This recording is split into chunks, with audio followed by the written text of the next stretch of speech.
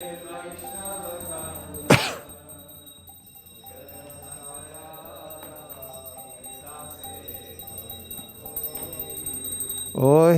Vaishnavata Kura Doyara Sagara Idase Karuna Kori.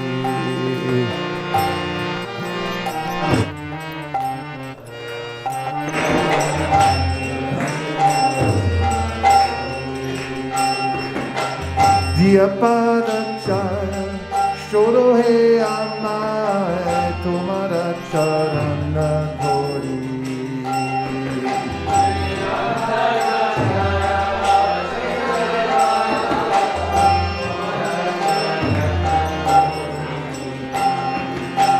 Chaya Bega Tomi, Chaya Dosha Shodhi, Chaya Guna Devotase.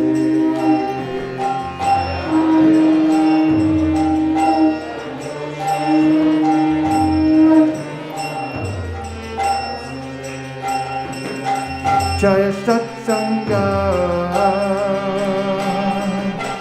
Deho He Amare, Bosachi Sangera.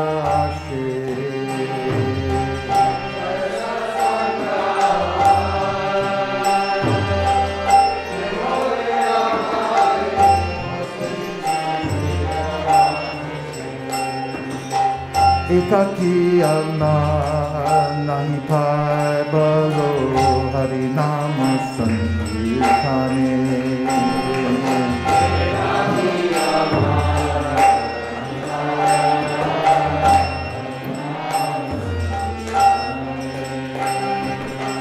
Tumi Kripa Kori Sharabindu Diya Deho Krishna Namadani.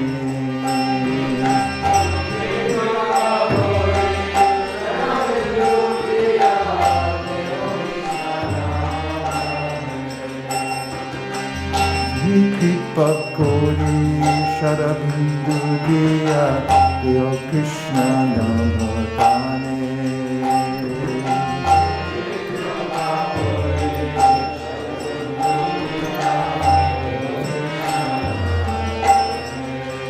Ohe Vaishnava Thakura Doyara Sagara Itase Guna Kori.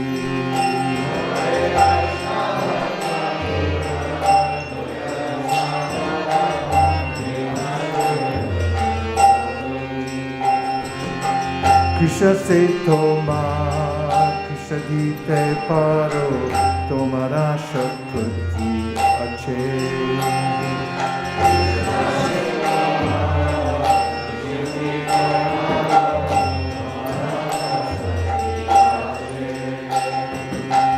Amito Ganga, Krishna Krishna Boli, Dayatava Pache Pache.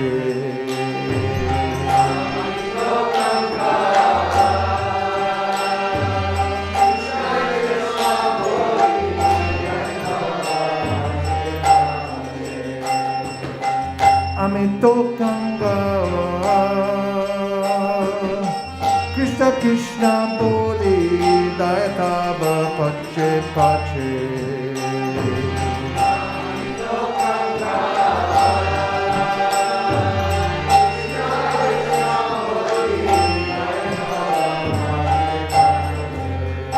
Jaya Vaishnava Thakur, Vaishnava Thakur, Vaishnava Thakur, Jaya Vaishnava Thakur.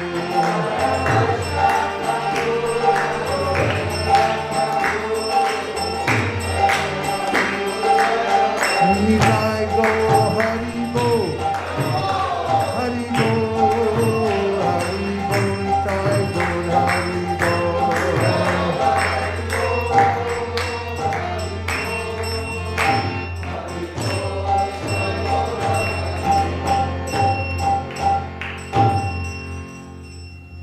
Ujjvala Varuna.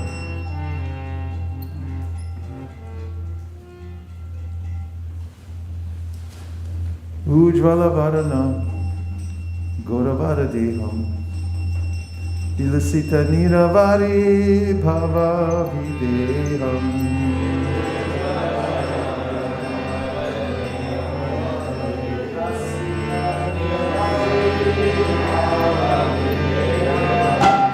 Tribhuvana Pavana Krupayalesham Tam Pranamami Cha Shri Shachitanayam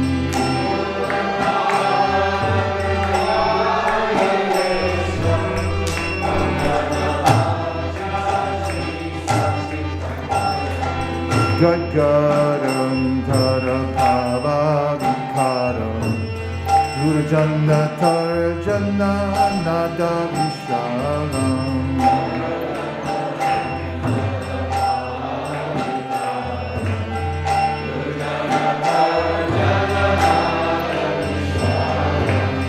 Bhavabhaya Bhajana Karana Karunam Tam Pranamami Cha Shri Shachitanaya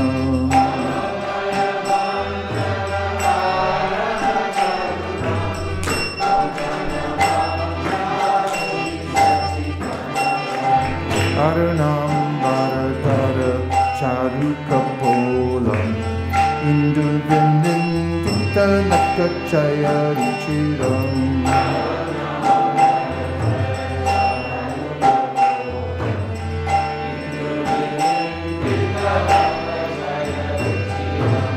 Jalpita Nijaguna Nama Vinodam Tam Pranamami Cha Shri Shachitanayam Jalpita Nijaguna Nama Vinodam Tam Pranamami Cha Shri Shachitanayam Digalita Nayana Kamala Jaladharam Bhushana Navarasa Bhava Vikaram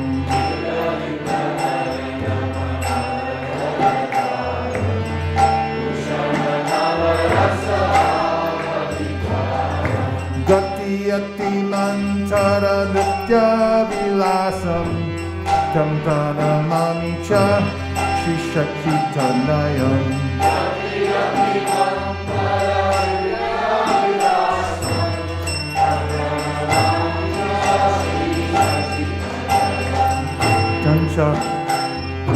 Chanchala Charu Charana Gati Ruchira Manjira Ranjita Paraduga Madura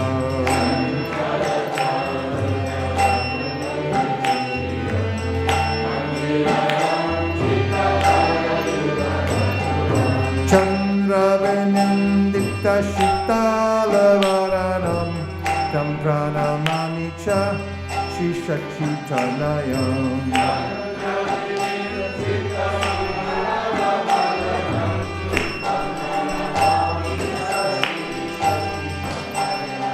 Jatakati Dora Kamandalu Gandam Divya Kalevara Mundita Mundam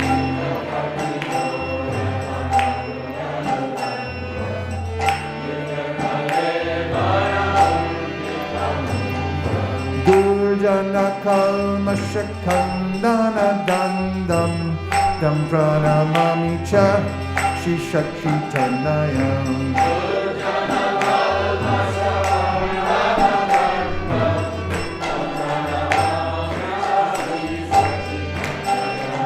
Bhushana Bhurajala Tavalitam Kampita Bindara Vararichira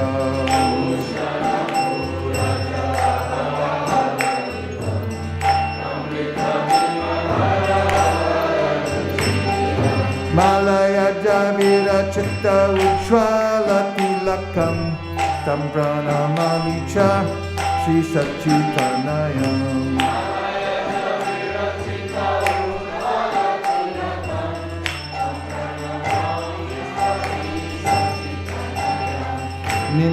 Nindikaruna Kavaladalanayanam Ajalulam Pitta Shri Bhuja Yugalam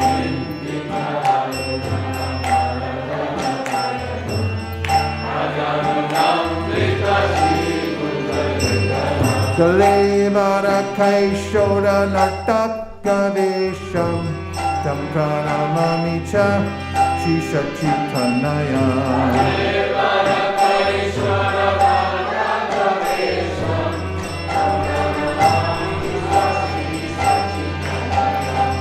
Ujjala Varana Gula Bharadeha Vilasita Nira Varita Vavideha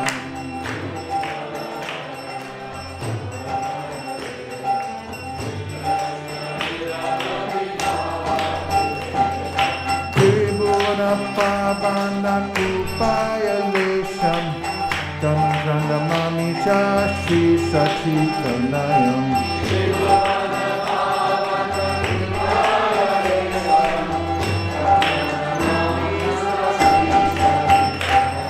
Jai Sachinandana, Jai Sachinandana, Jai Sachinandana, Jai Gaura Hari.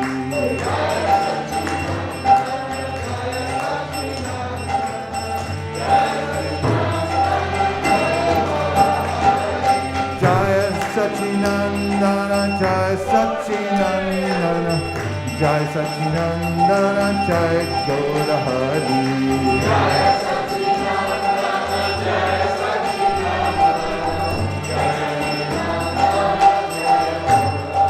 Hare Krishna, Krishna Krishna, Hare Hare, Hare Rama, Rama Rama, Hare Hare.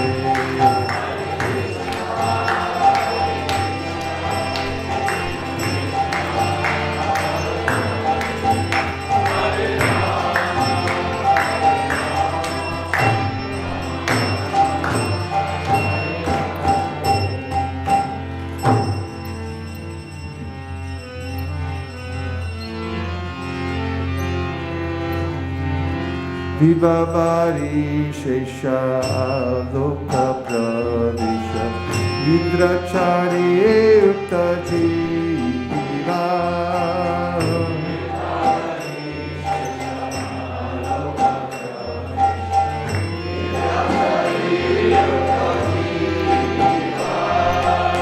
Bolo Hari Hari Mukunda Murari Rama Krishna Yagriva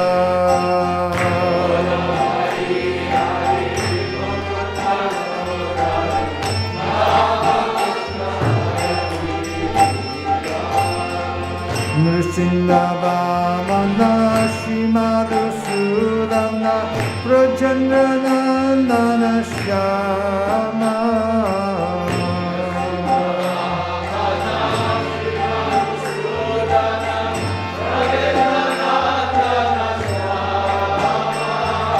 Putana Ghatana Kaitaba Shatana Jaya Dasharati Dhama Putana Ghatana Kaitaba Shatana Jaya Dasharati Dhama Yashoda Dulala Govinda Gopala Vrindavana Purandara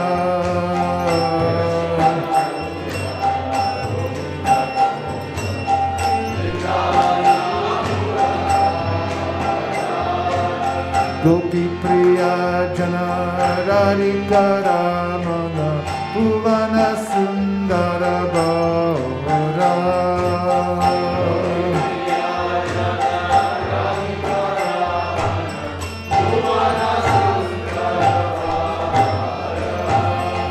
Ravana Thakara Makana Taskara Gopi Jana Vastrahare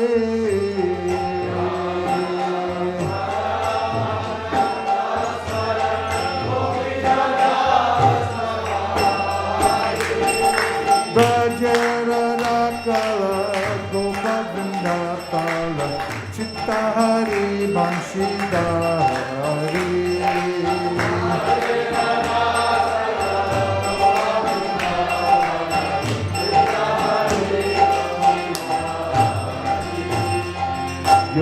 Chandrabandana Shinandanandana Prajajanabaya Hari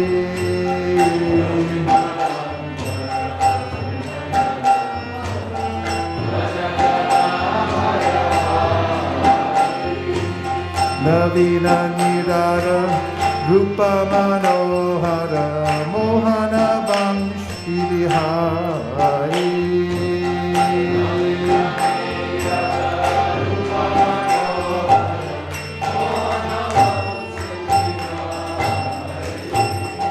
Yashoda Nandana Kamsari Sudana Nikunjara Savilase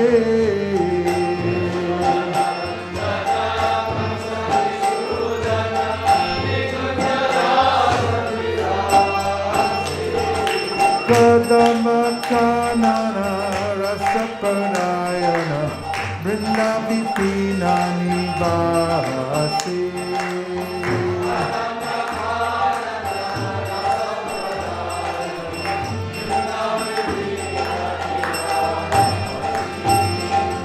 Ananda Varanga Premani Ketana Pulashara Jojakama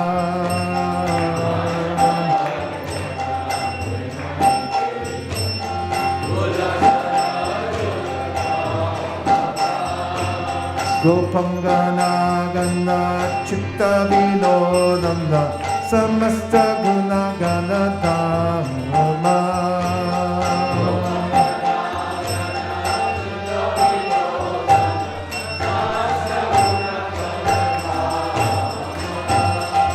Jamuna Jivana Keliparayana Manasa Chandra Chakora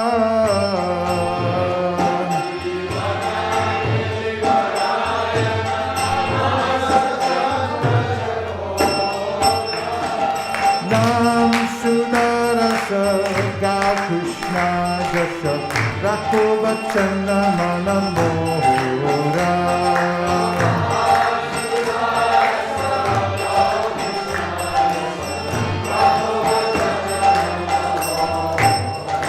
Hare Krishna, Krishna Krishna, Hare Hare, Hare Rama,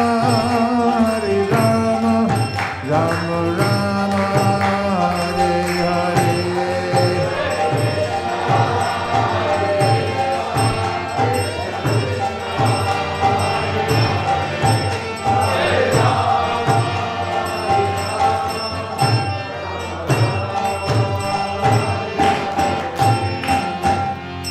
Gaura Brahman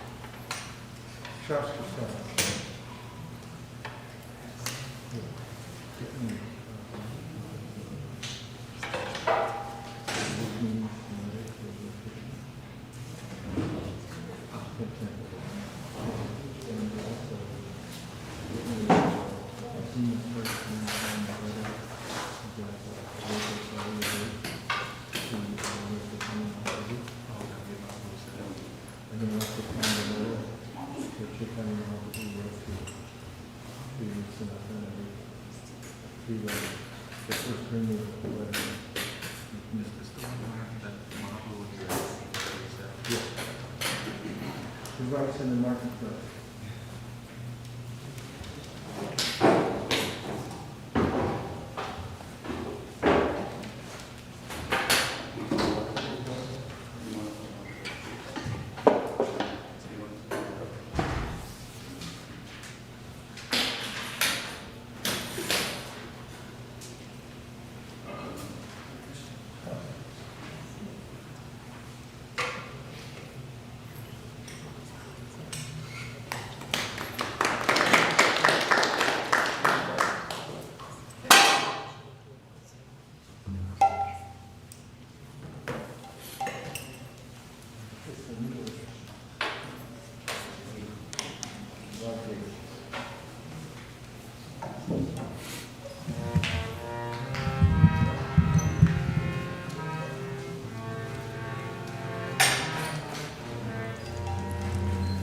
Jaya Radha Madhava Jaya Kunja Bihari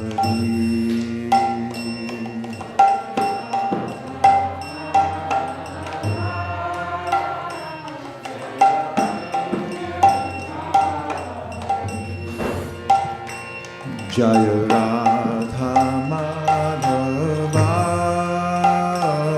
Jaya Kunja Bihari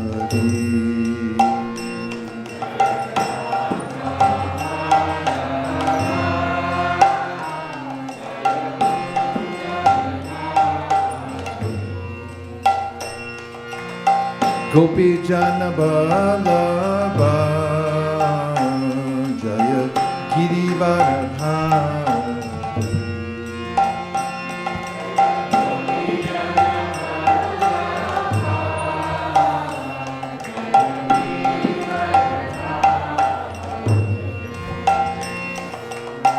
Gopi Jana Vallabha Jaya Girivardhari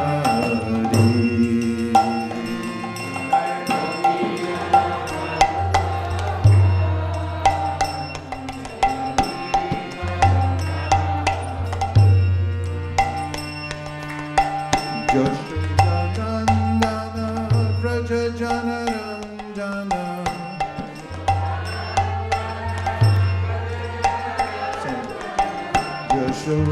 Yashodanandana Vraja Janaranjana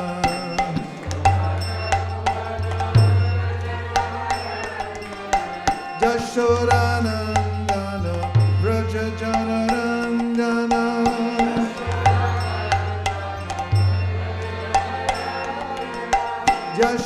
Yashodanandana Vraja Janaranjana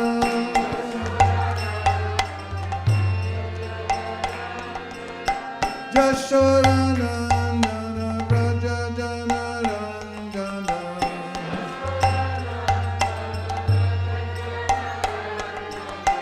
Yashodanandana Vraja Janaranjana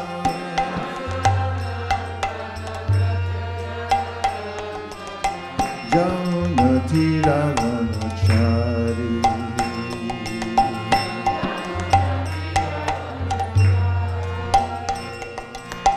Jaunati Ravanachari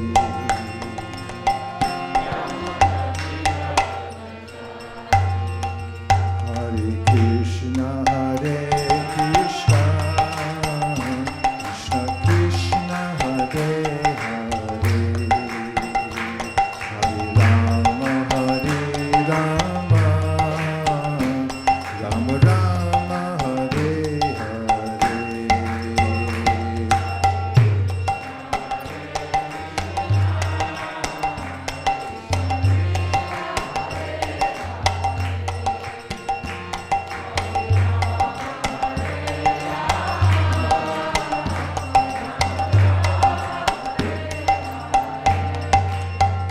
Hare Krishna Hare Krishna Krishna Krishna Hare Hare Hare Rama Rama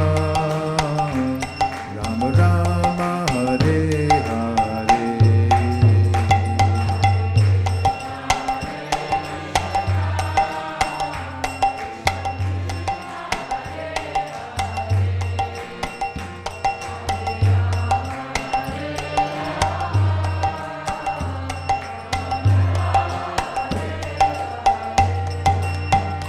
Hare Krishna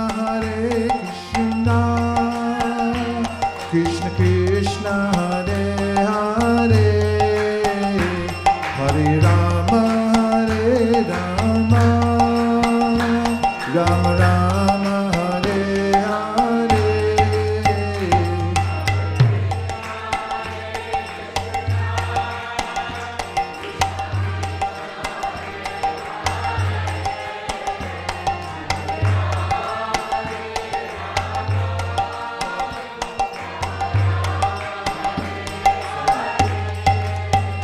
Hare Krishna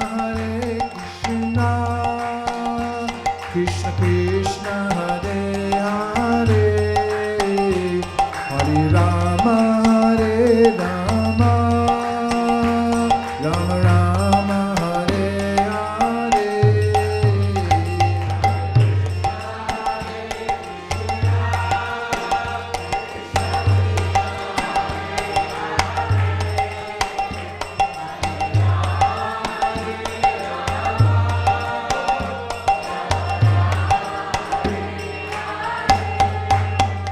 Hare Krishna, Hare Krishna, Krishna Krishna, Hare Hare, Hare Rama, Hare Rama, Rama Rama, Hare Hare.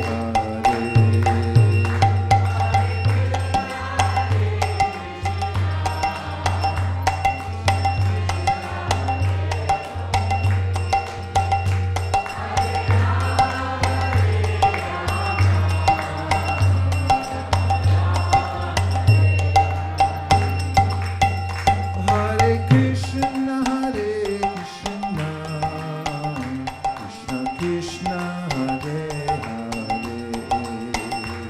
Hare Rama, Hare Rama, Rama Rama, Hare Hare.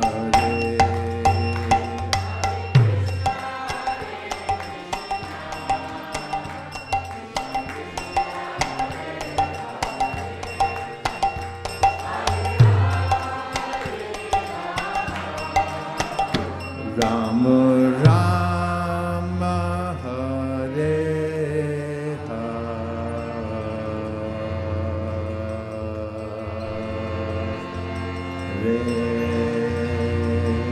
Go Premanande Nitai Gaura Hari Bo, Hari Bo, Hari Bo, Nitai Gaura Hari Bo.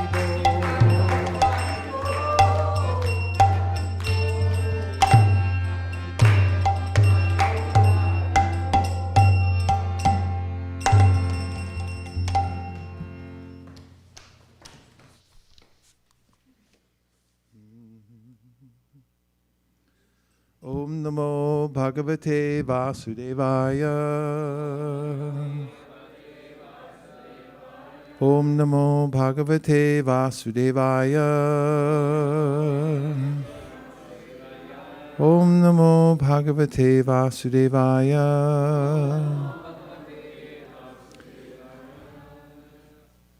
Do we have that on the PowerPoint? Is Shamalangi here? The Om Namo Bhagavate Vasudevaya, no, also Narayanam Namaskritya.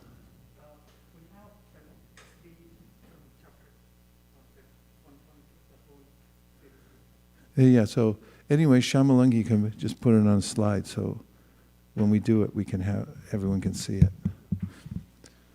Narayanam Namaskritya Naram Jaiva Narottamam Devim Sarasatim Vyasam Tato Jaya Mudiraye Om Jnana Timirandasya Jnananjana Shalakaya Chakshurun Vidatam Dina Shri Tasmai Shri Gurave Namaha. Thank you. Welcome, everyone. The Saturday morning program, there's lots of songs, and some of them, all of them, are in, see, there's Sanskrit and Bengali. So the singing of songs is, of course, been in human society for many years. It's one of the ways in which humans pass down the culture from one generation to the next through songs and through dramas and things like that.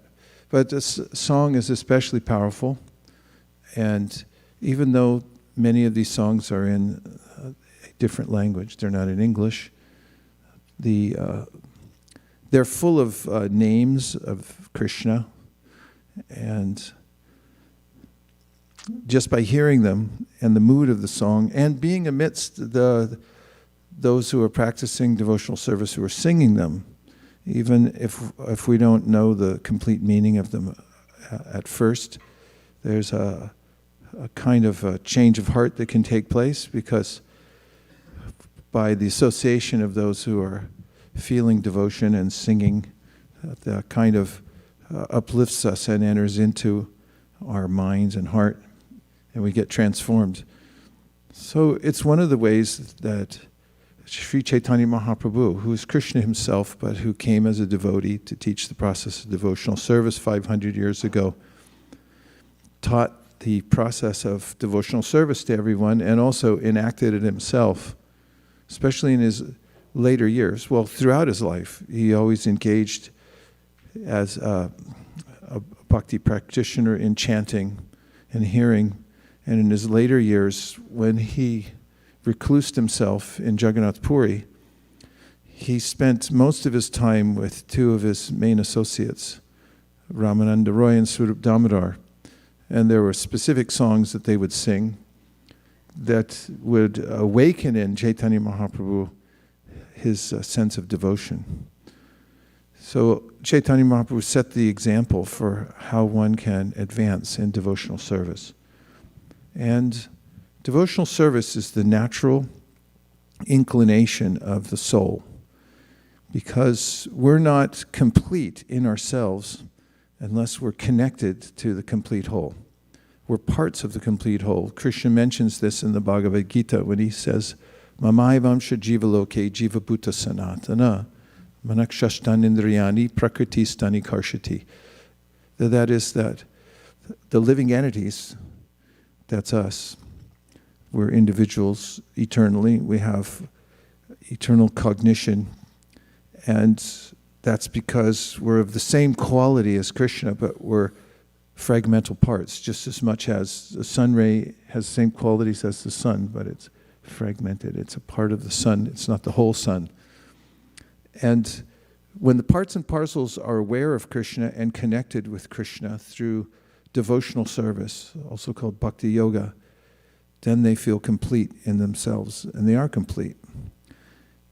However, when I forget about my source and I think that I'm separate, then I feel fear and anxiety because I'm not complete in myself, nor can I find completeness outside of turning my attention back to the complete whole. And the way that we turn our attention back to the complete whole is through service, divine service. And that service helps us to remember Krishna. And Krishna is a person, just as we're persons and we're conscious. And he reciprocates with the parts and parcels. In fact, he's always ready to reciprocate. The notion that we've been forgotten or abandoned is not accurate. But it's a psychology that takes place, or a mood that takes place when we see darkness. The thought comes into my head, woe is me, and why am I being victimized? But the solution is so close at hand, and that is being reconnected in our consciousness to Krishna, that anyone who does that even a little bit will start to feel again revived in his or her natural state, which is to be happy. And that's mentioned in the Bhagavad Gita. Krishna says, Brahma bhuta prasanatma na shochati na kankshati samak sarveshu bhuteshu madbhaktim labate param. He mentions the state of somebody who's touching transcendence or becoming spiritualized. So there are symptoms. It's not guesswork. And the first is prasanatma, which means he becomes happy. And it's not the kind of happiness that's dependent on some external circumstance.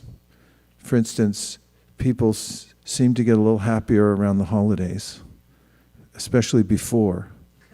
And then afterwards, there's a sense of, oh, I have to go back to my life. And these are circumstantial, but the soul doesn't need a particular circumstance to be happy. The circumstance that we're in already is that we're part of Krishna, And when we remember it, then we naturally become happy. It's called prasannatma, that you're a happy soul, jolly. And that's a first symptom. And one might feel that after chanting Hare Krishna. For instance, this morning we did a bit of austerity by sitting and just chanting. There may have been a million other things that you were supposed to do or thought you should do, but you did this instead. And you got up early, even though we were up late last night chanting down in Palo Alto. But you did the austerity, and then afterwards there's a sense of spiritual connection through chanting. And that happens when we practice bhakti. We'll start to get indications that actually this is in tune with my nature. And then we'll start to also feel out of tune with lower vibrations. That's a good sign also. It's called vairagya. Brahma Bhuta Prasannatma, the first is what? First symptom. Natural what? No. What's the first I just said? I'm just reviewing. Happiness. Happy. You're happy and jolly. And the second is nashochati nakangshati, which is indicative of the fact that these words mean hankering and lamentation. So hankering is a product of the Rajaguna, that I think I need something to be happy. And I hanker for it. Could you look up the word hanker, please? Where do you think it comes from? It sounds German, doesn't it? Huh? Who speaks German? Go ahead. Bali, you speak German? Dankeschön. Okay.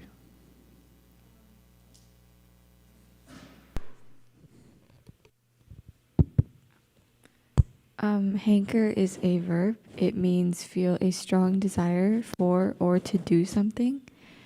And it comes from Old English hang.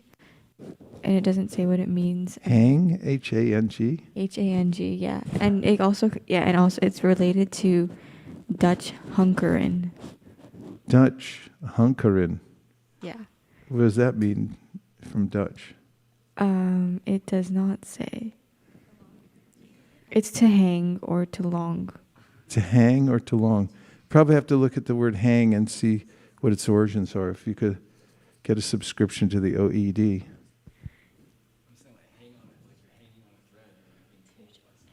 Could be. It could have another obscure meaning, or not obscure back then, but it's just changed over time. Yeah. You have an OED? Yes. You do? The origin is hankeren. It's linger in expectation. Linger in expectation. That sounds like a lyric to a song. Lingering in expectation. Okay, lingering, which is the state of material happiness. There's a kind of lingering in expectation of happiness. For instance, like somebody invites you for dinner and you go over and you're like really hungry, and they're talking and you're thinking, when are they going to actually feed us? And you hear somebody in the kitchen, but then the food never comes out.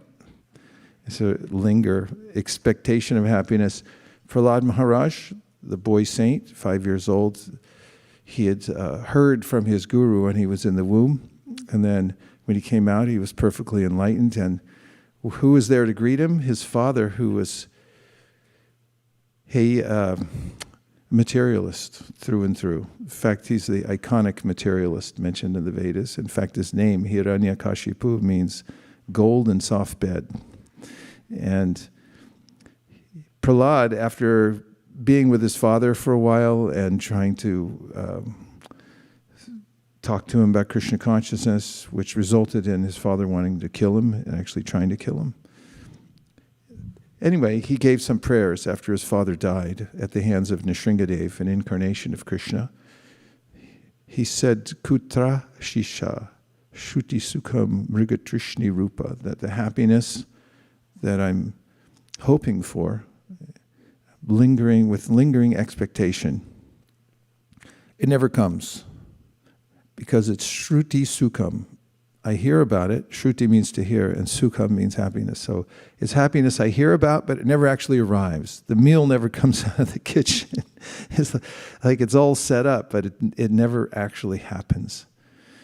And other poets say that, yes, there is happiness in the material world. You do get it, but it's so small and insignificant that it doesn't satisfy you. And an example that some of the teachers give is that if you're very thirsty, wandering in the desert, and you need water, you'd need like a big bottle or a few big bottles, right? To quench your thirst. But if someone came up and said, I'll give you water, and then they pull out an eyedropper and they give you 1 drop, you can't deny that it's water, but it's not enough to satisfy. So the happiness in the material world is called chapala sukha, means that it's a flickering happiness and it's insignificant. It doesn't actually satisfy. However, the lingering continues because I don't have an alternative. I don't know where the source of happiness. If I don't know where the source of happiness is, I'll go one of 2 ways. One way is that I'll say that the problem is I'm desiring anything, so I'll stop all desire. And this is a philosophical speculation that because I can't fulfill my hankering in the world, it ends up in misery. Actually, I get a result of unhappiness when I try for happiness, that therefore stop desiring altogether. But in the Bhagavad Gita, Krishna says this isn't possible because it's the nature of the living force to have desire. So Prahlad says, Mrigatrishni Rupa, that the happiness that we expect here in the material world is a mirage. So that's hopeful. Why is it hopeful if it's a mirage? Compared to, yes, Ananda Murari Prabhu. Because I shouldn't be surprised that I'm disappointed over and over again. Yes? And what else? Why else? Philosophically, just from a logical point of view. Vaisesika? If there is a mirage, so there should be an original source. Right. So if you get counterfeit money, someone gives you a counterfeit $100 bill, it means there's a real one somewhere else, because logically there can't be counterfeit without a real $100 bill somewhere else. So same way with the idea of water. Where would I get the idea? How would I know that it's water in the first place to be faked out by it, unless there was real water somewhere else? So this is Prahlad's point, that there is real water somewhere else. It's just that you haven't found it yet. So that's a different philosophical point than I'll just stop all desires altogether, which isn't possible, according to Krishna in the Bhagavad Gita. Therefore, the devotional service, when one practices devotional service, one can actually taste something. And when that comes through, when the water starts coming through, the real water, then one feels naturally satisfied. And therefore, nashochati, nakangshati means that one isn't hankering with lingering expectations, hoping for some happiness that's never going to come, or lamenting about having had something and then lost it before. Lamentation, please.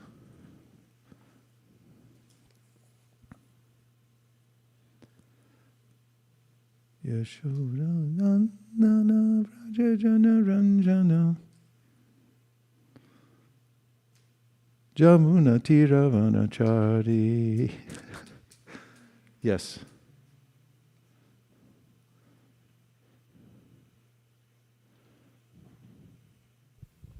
Lamentation is a noun. Lamentation. Noun from the Noun. late 14th century, from Old French lamentation, plaintive cry. Plaintive cry. And What does a plaintive cry sound like?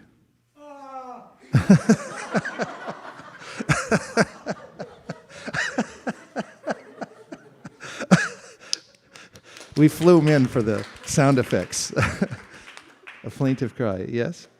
A lamentationum, a wailing, moaning, a weeping. Wow. So lamentation. No hankering, no lamentation. When one actually touches spiritual substance. And that reminded me of this idea of lamentation, a plaintive cry, weeping, that in the Srimad Bhagavatam, there's a poignant section in which we learn that living entities who are struggling in the material world, when we hear about struggle, what does it mean actually? Poetically says there's an ocean somewhere, and it's the accumulation of the tears of all living beings because they're constantly lamenting or weeping. It's a very disappointing situation here. One might give one's heart and soul to a situation here in the material world, like a family, a nation, an idea, and as Krishna says in the Bhagavad Gita, in the material world, you get the opposite result that you were expecting. Prabhupada often gives the example of Gandhi. Gandhi wanted to unite the various cultural factions on the Indian subcontinent. However, it got completely divided. It went the opposite way. They said, let's just cut it in half. You can have that part, we'll have this part, and then we'll forever be at odds with one another. And he thought, well, that's the opposite of what I hope for. And in the Bhagavad Gita, Krishna, in speaking to Arjuna, is pointing out to him, look at these people lined up, and now you're fighting against many of your own family members. And Arjuna says, Nimitani viparitani, nimitani viparitani. It's like, I've gotten the opposite result. Now if I fight, I'm going to lose everything I'm fighting for, which is to show the results of my heroism to my family, but they'll all be dead. So Krishna points out that in the material world, you get the opposite of what you were hoping for. And that's not true when you come in contact with the spiritual community and energy, is that you get what you were always hoping for, and that's called abhishtadoham. That there's a sense that it should work. Don't you have that sense? It should work out, but then it doesn't. Well, in approaching Krishna and spiritual practice, there's a growing sense that, wow, this actually works. And it's actually fulfilling my desire, abhishtadoham. I'm getting what I always wanted. And that is nashochati nakanchati, that I don't feel that lamentation and I'm not hankering for anything else. And then there's one more. Yes.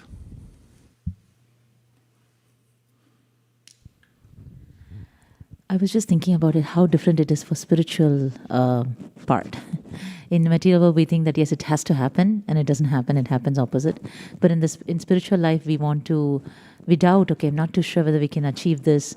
But then, just because of all the Vaishnava's blessings, you're able to achieve a lot more than what you actually think. I was just thinking about Bhagavad Seva or anything when you said that make it global, and I was like, I don't know how to make it global. Well, I was so doubtful, I didn't know what to do, but just followed what you said. So I was just thinking in spiritual way, it totally just dependency on Vaishnava just makes everything happen. But in material world, it's totally opposite. Yes. In fact, that's the branding for our new campaign, Assume It Can Be Done. A new song, too, coming out today. You're going to like it. I can't see who's on the upper left-hand. Oh, is that Devavrata? He's in his Sankirtan van going out to do battle, and there he is with his hand up. You drive carefully now, young man. Devavrata, what's going on?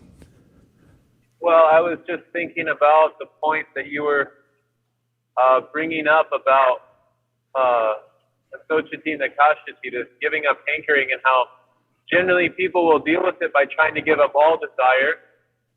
But that's a mental speculation. And I was just thinking, because I was listening to a class this morning by Vishnu Jana Maharaj, and he was talking about this point that Srila Prabhupada brings up in the verse Vitaraga Bhayam Krodha, this giving up fear. And what is it we're fearful of? We're fearful of trying to develop a relationship on the spiritual platform, because relationships on the material platform never work. So there's this fear that's innate, that's inherent within the living entity when they're conditioned. And so entering into positive spiritual life means giving up this fear of personal relationships. Excellent point, David Vrata Prabhu. Thank you very much. Where are you, by the way? Somewhere in Mississippi. Okay. Are you on your way to Atlanta today? Yeah, I am. I'll be arriving there in like 4 hours or so. Please give our best to all the devotees there. Have a great day. Hare Krishna. Hare Krishna. Yes, so he refers to a verse in the Bhagavad Gita that very much relates. Vitaraga Bhaya Krodha.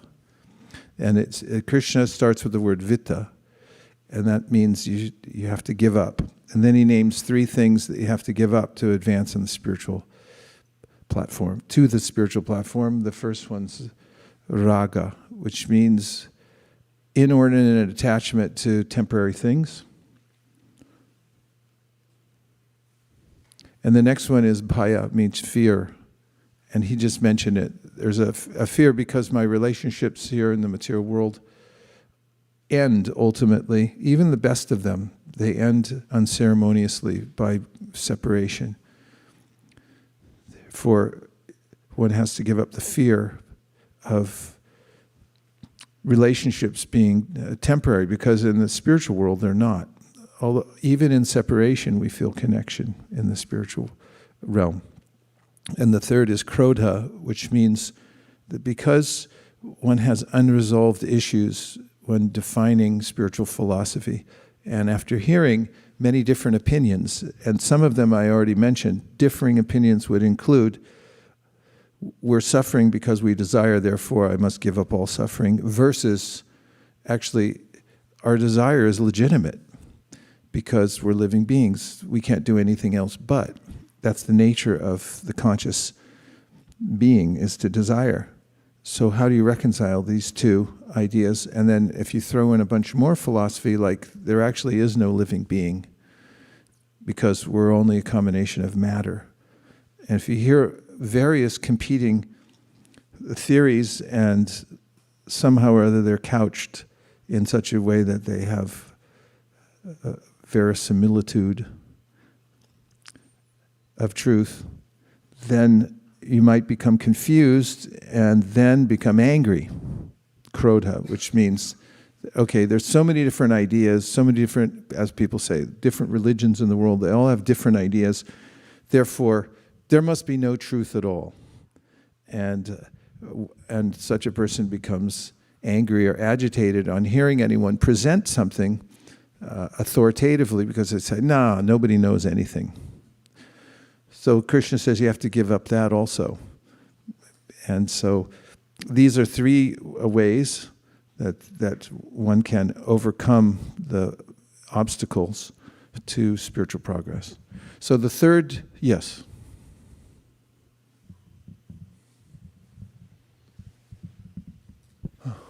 Guru Maharaj, as you mentioned that we need to give up this attachment, temporary attachment. It's sometimes sounds easy to speak, but how practically one can do that?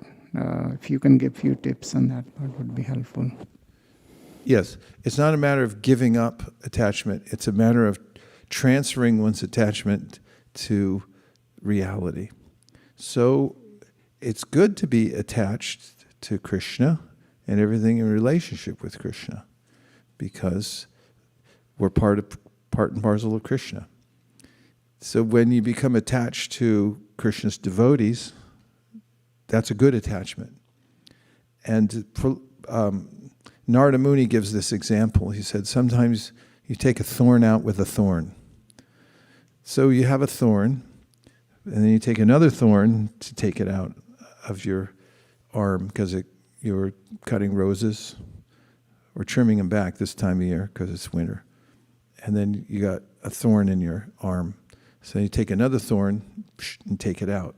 So what seems to be attachment to devotees is actually a way to become free from attachment to janasanga, which means those who are random acquaintances in this material world that have no connection with Krishna.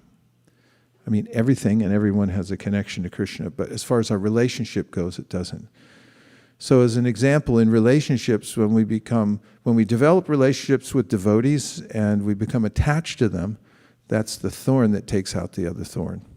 And that goes for all different types of desires. For instance, if we're attached to music and dancing, then if you just give up going to your weekly concert series, you may be left wanting. Because now what am I going to do? Because I like music. But if you find a transcendental concert series where you can go and have music and rhythm, but it's spiritual, then you've taken a thorn out with a thorn. You've replaced your propensity for hearing nice music. And what about food? That's one of the main ones. And so that's not left out. There's transcendental eating, which means that there's a process for gathering food and then cooking it with the consciousness of love, that you're going to offer it to Krishna, and then you offer it, and then it's an entirely different experience to eat like that. And there are no lack of tastes in Krishna consciousness. You have bitter in the form of bitter melon, my personal favorite. And then whatever other taste you have. Sweet, you jump right to the sweets, Priya. You got so many sweets. And all living entities like sweets. Name 4. 4 sweets. Rasgulla, gulab jamun, burfi, sandesh, simply wonderful. When I first joined the Krishna consciousness movement, I thought that spiritual practice meant not eating. So I ate very little. In fact, I just found in some old transcripts of my relationship with my mother, she was worried that I was just eating a handful of oats every day, not even cooked. And so when I got to the ashram, the devotees looked at me and said, "You're too skinny. You got to eat." And so I didn't resist that for very long. I thought, okay, if you guys say it, then maybe it's okay. But I remember we used to go to concerts downtown San Francisco at the Fillmore West, place I used to go before I joined. And then they gave me, it was one of my first duties, a huge box of Simply Wonderfuls to pass out to people waiting in line. And my policy was 1 for you, 2 for me.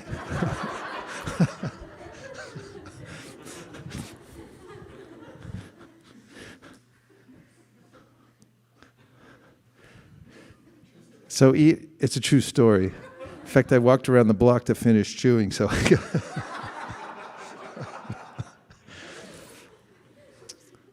Nirakula.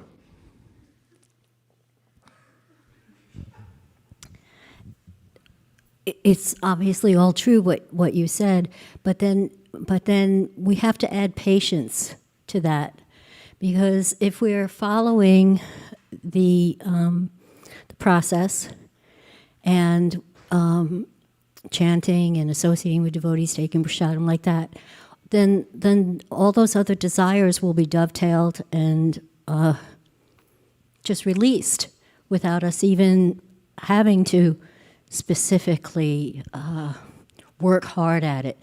I mean, I know for me, prayer helps, and the desire for it to go away. But if we just follow the process, these desires will just naturally go away, and they'll be replaced with something spiritual. But it sounds like you're saying the opposite thing. Saying just have patience, it'll go away, but you're saying you don't have to try. Or just by replacing them, you're saying? Yeah. I find that on my own volition, I can't do it. These desires and these anarthas and all, they've been there for... Anarthas means that artha means wealth or value, something you give value to it. Anartha means something that's valueless. As an example, like an attachment to smoking, it doesn't really do anything for you. Contrary to early advertisements about smoking. In fact, even now, it makes you look suave, or that they used to have doctors that would, so-called doctors, I guess they get away back then. If you wear a lab coat and a stethoscope around your neck saying, "Hi, I recommend Lucky Strikes." And they would advertise as if it was something important. But when Prabhupada came, he said, there was a kind of cigarette called Kool, spelled with a K, Kool cigarettes, menthol. And they advertised them. Prabhupada saw the advertisement, and he said, "You're smoking hot fire into your lungs," and then saying that it's cool. He said, "This is Maya, or illusion." So this is what's called an anartha. It's a so-called value, but then you put an A in front of it. It means, like you're saying it's a value, but it's actually valueless. And so when Nirkula is talking about anarthas, it means I may have accumulated these attachments that aren't worth anything. They don't do anything for me or anybody else, but I'm just attached to them for no reason.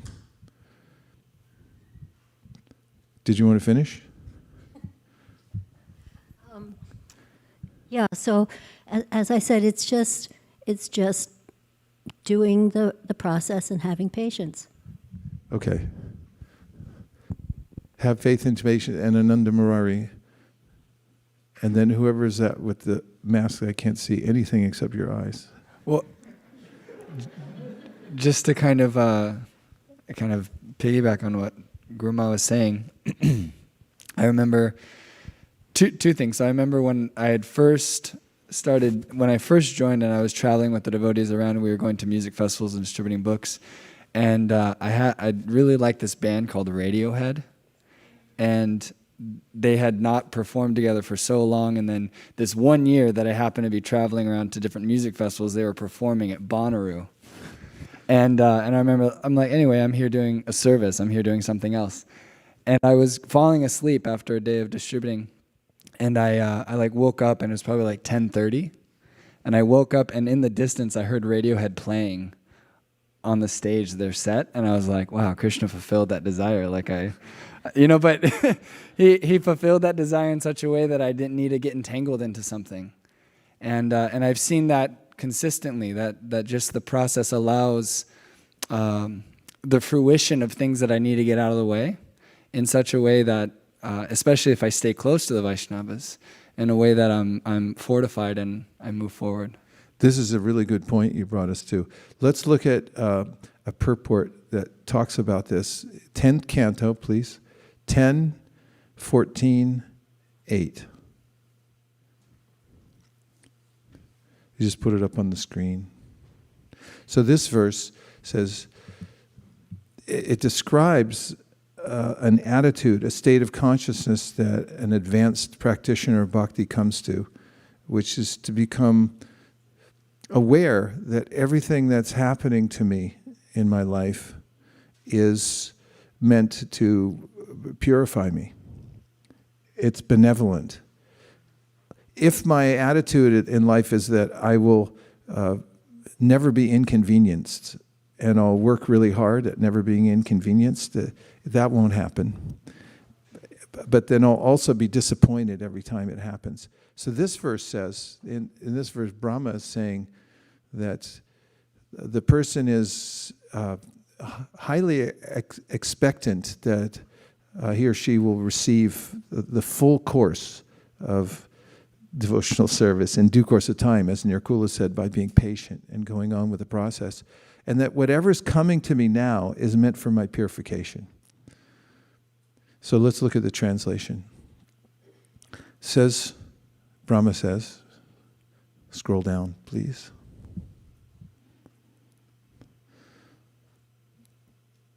My dear Lord, one who earnestly waits for you to bestow your causeless mercy upon him, all the while patiently suffering the reactions of his past misdeeds and offering you respectful obeisances with his heart, words, and body, is surely eligible for liberation, for it has become his rightful claim. Purport. Everyone ready? On a scale of 1 to 10, 10 means completely ready. Who said 7? 11. Okay. Srila Sridhar Swami explains. Srila Sridhar Swami is a teacher of bhakti from many hundreds of years ago.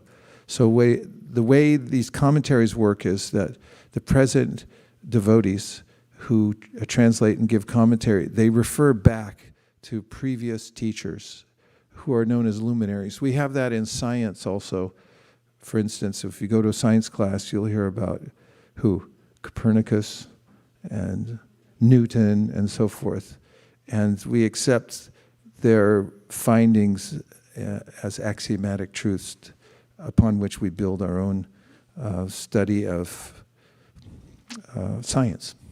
So Srila Sridhar Swami is one of those great devotees who's recognized by everybody, and his comments are therefore woven within the present commentaries. Srila Sridhar Swami explains in his commentary that just as a legitimate son has to simply remain alive to gain an inheritance from his father, one who simply remains alive in Krishna consciousness, following the regulative principles of bhakti yoga, automatically becomes eligible to receive the mercy of the personality of Godhead. In other words, he will be promoted to the kingdom of God. The word susamikshamana indicates that a devotee earnestly awaits the mercy of the Supreme Lord, even while suffering the painful effects of previous sinful activities. Lord Krishna explains in the Bhagavad Gita that a devotee who fully surrenders unto him is no longer liable to suffer the reactions of his previous karma. However, because in his mind, a devotee may still maintain the remnants of his previous sinful mentality, the Lord removes the last vestiges of the enjoying spirit by giving his devotee punishments that may sometimes resemble sinful reactions. The purpose of the entire creation of God is to rectify the living entity's tendency to enjoy without the Lord.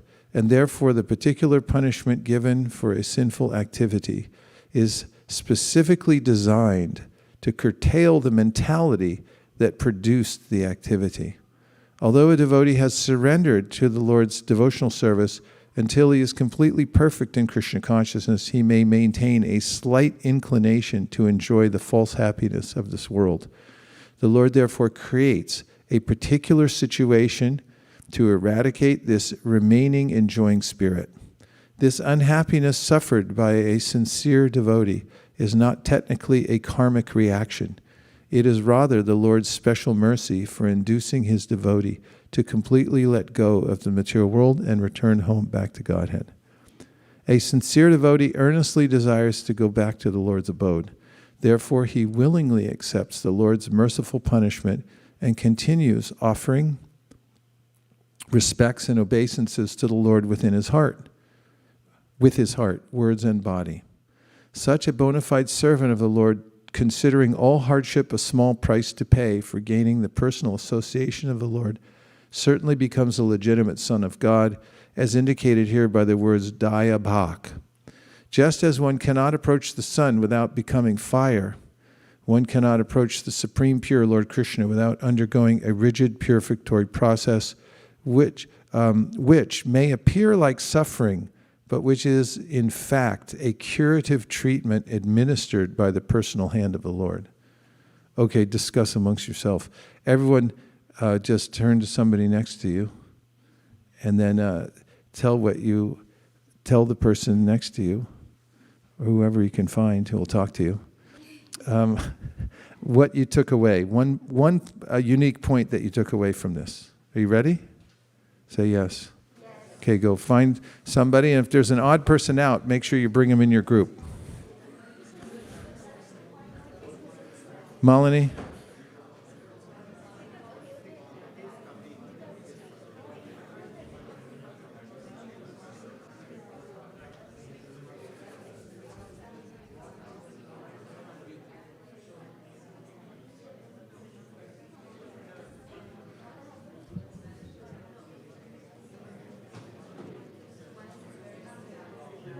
Krishna, Hare Krishna.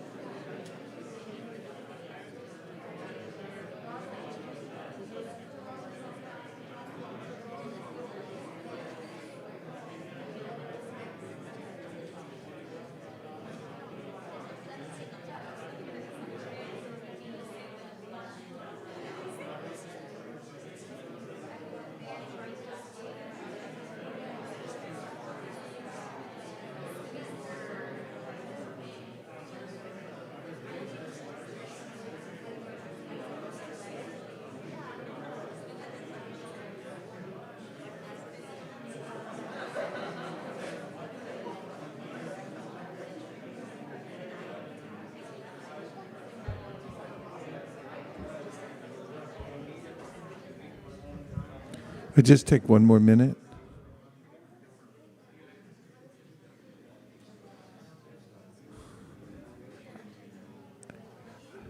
But, yeah.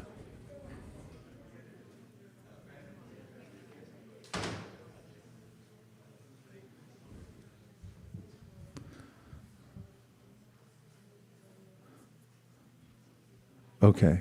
So if you want to report what you've found out in your research group, that will be helpful. Achyuta.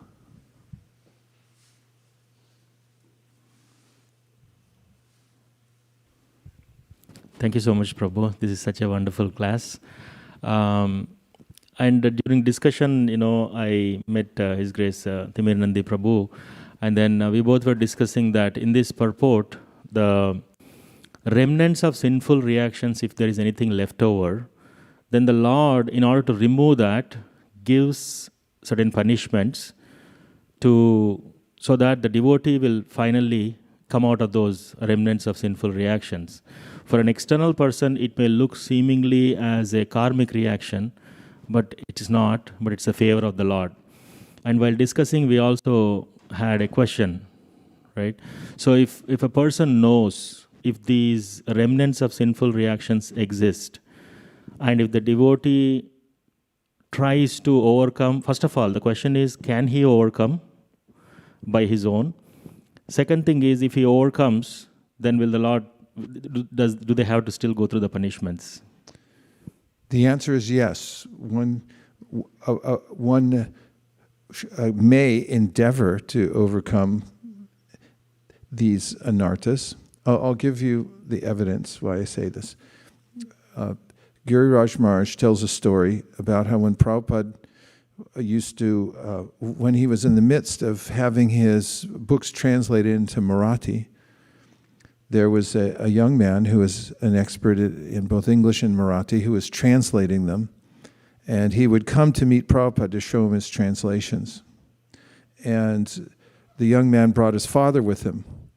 The father was aware of Prabhupada's position and was a little bit repentant because he had this bad habit of smoking. And he had mentioned it to Prabhupada. And then when, after a third time they had come together, Prabhupada had asked him about it. And he said, to give this up, I need your special mercy. And Prabhupada said, Krishna can give you special mercy, but it means it'll make you miserable. So miserable that you'll be forced to give it up. So would you like that? And he said, no. I'll do it myself. So let's, just to answer that question a little more completely, let's look at Bhagavad Gita 1866. Because there'll be no harm to your life or devotional service if you read this verse and purport every day. 1866 in Bhagavad Gita. It'll start your life anew every single day. And I think it goes to answer your question. At least 95%. It's coming, right? Yeah, it's coming. So Krishna says, abandon all varieties of religion and just surrender unto me. I shall deliver you from all sinful reaction. Do not fear.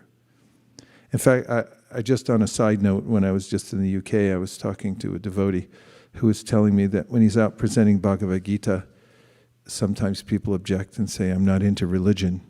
So he turns to this verse and says, look, see, this says to abandon all varieties of religion. Just thought I'd pass that along. Purport. The Lord, get ready. What level are you on now for hearing? 11? 11 is where you want to live. The Lord has described various kinds of knowledge and processes of religion, knowledge of the Supreme Brahman, knowledge of the Supersoul, knowledge of the different types of orders and statuses of social life, knowledge of the renounced order of life, knowledge of non-attachment, sense and mind control, meditation, etc. He has described in so many ways different types of religion. Now, in summarizing Bhagavad Gita, the Lord says that Arjuna should give up all the processes that have been explained to him. He should simply surrender to Krishna. That surrender will save him from all kinds of sinful reactions, for the Lord personally promises to protect him. In the 7th chapter, it was said that only one who has become free from all sinful reactions can take to the worship of Lord Krishna. Thus, one may think that unless he is free from all sinful reactions, he cannot take to the surrendering process. To such doubts, it is here said that even if one is not free from all sinful reactions, simply by the process of surrendering to Sri Krishna, he is automatically freed. There is no need of strenuous effort to free oneself from sinful reactions. One should unhesitatingly accept Krishna as the supreme savior of all living entities. With faith and love, one should surrender unto him. The process of surrendering to Krishna is described in the Hari Bhakti Vilas 11.676. Anukulyasya sankalpa pratikulyasya varjanam rakshishyatiti vishvaso goptritve varanam tata atman nishepa karpanye shadvida sharanagatihi. According to the devotional process, one should simply accept such religious principles that will lead ultimately to the devotional service of the Lord. One may perform a particular occupational duty according to his position in the social order, but if by executing his duty one does not come to the point of Krishna consciousness, all his activities are in vain. Anything that does not lead to the perfectional stage of Krishna consciousness should be avoided. One should be confident that in all circumstances Krishna will protect him from all difficulties. There is no need of thinking how one should keep the body and soul together. Krishna will see to that. One should always think himself helpless and should consider Krishna the only basis for his progress in life. As soon as one seriously engages himself in devotional service to the Lord in full Krishna consciousness, at once he becomes freed from all contamination of material nature.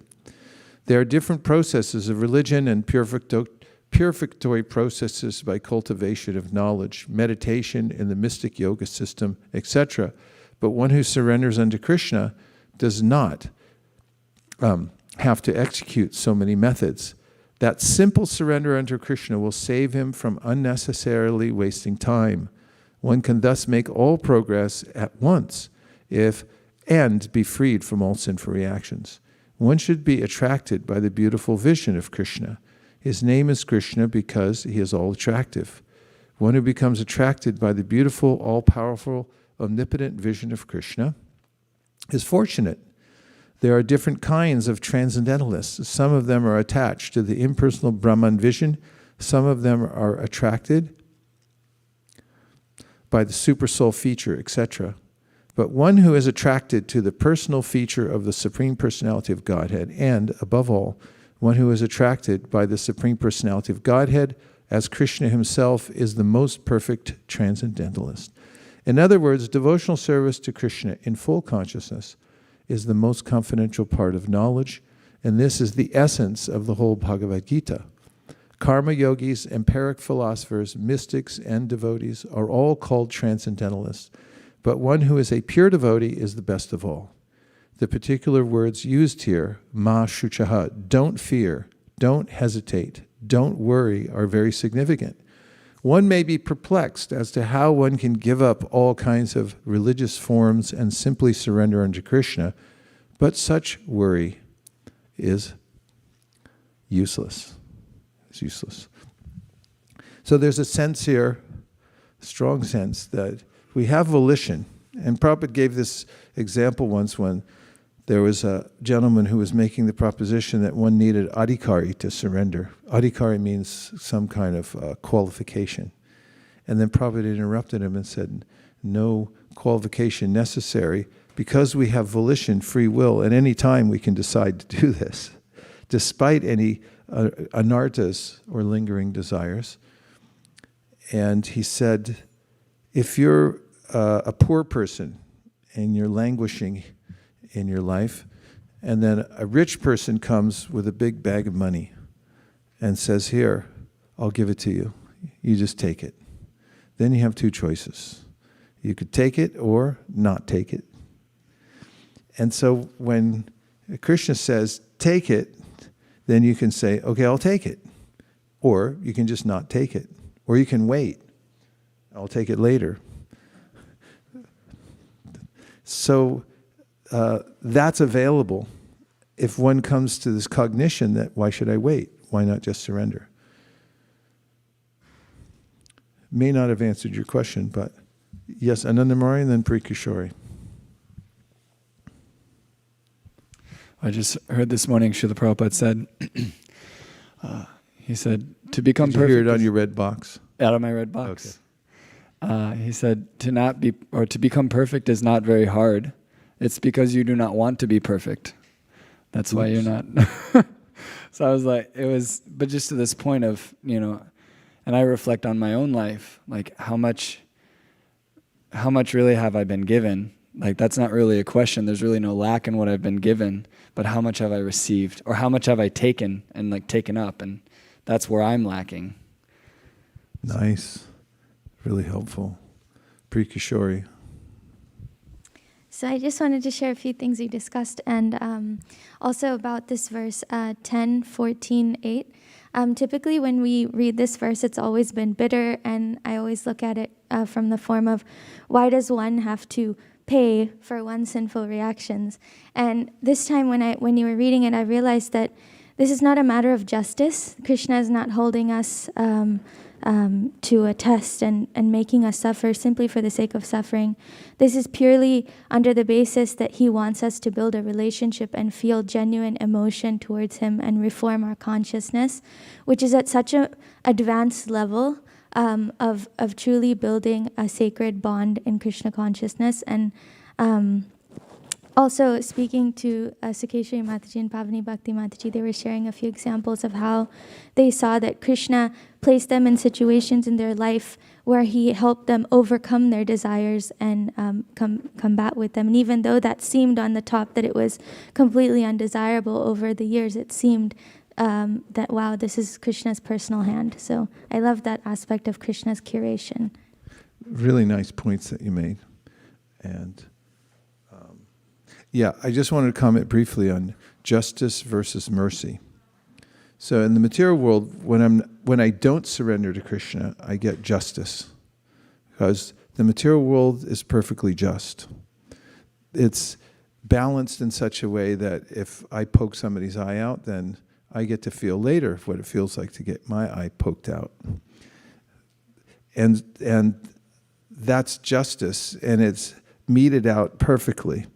Human justice may not come up to that mark, but divine justice does, and that's the material world, karma, getting exactly what we deserve for purification's sake, to sensitize us to be so that we become more adept at thinking of ourselves as spiritual beings and reaching our full potential. Mercy, that's different. And for instance, if you ask, like, give me exactly what I deserve according to everything I've ever done in the material world, we may not be so eager for that. But mercy means that I'll overlook that because you've put yourself at the mercy of the court, basically. If you go to the court, as an example for bankruptcy, I don't know the latest bankruptcy laws, nor do I know the old ones, actually. But there is a way in which I do have a little bit of a sense that when you can't pay your creditors, let's say you're a legitimate business, and you can't pay your creditors, then the court, the judge, has the authority to hold off all your creditors so that you can reorganize your business so that you can give them a reasonable sum back. So you can live, you can survive. And you put yourself at the mercy of the court. I can't pay this off. So there's a kind of sense of that in the Sarvadharma Prityaja. In fact, it says in the Bhakti Rasamrita Sindhu that there's so much karma the living entities have. There's also in the Patanjali's Yoga Sutras that you can't enact it all. You can't experience it all in one lifetime. You can only get a little portion. The rest of it's in huge warehouses, just piled up for as far as the eye can see, and waiting so you can have enough lifetimes, which will never happen, in order to experience it all. And then if you realize, like, I can't deal with all that, so I need to put myself at the mercy of the court. And then Krishna comes in, opens his briefcase and says, who would like to sign here? He's like, I'll volunteer. So then we're not getting justice, we're getting mercy. That's a better proposition. Malini.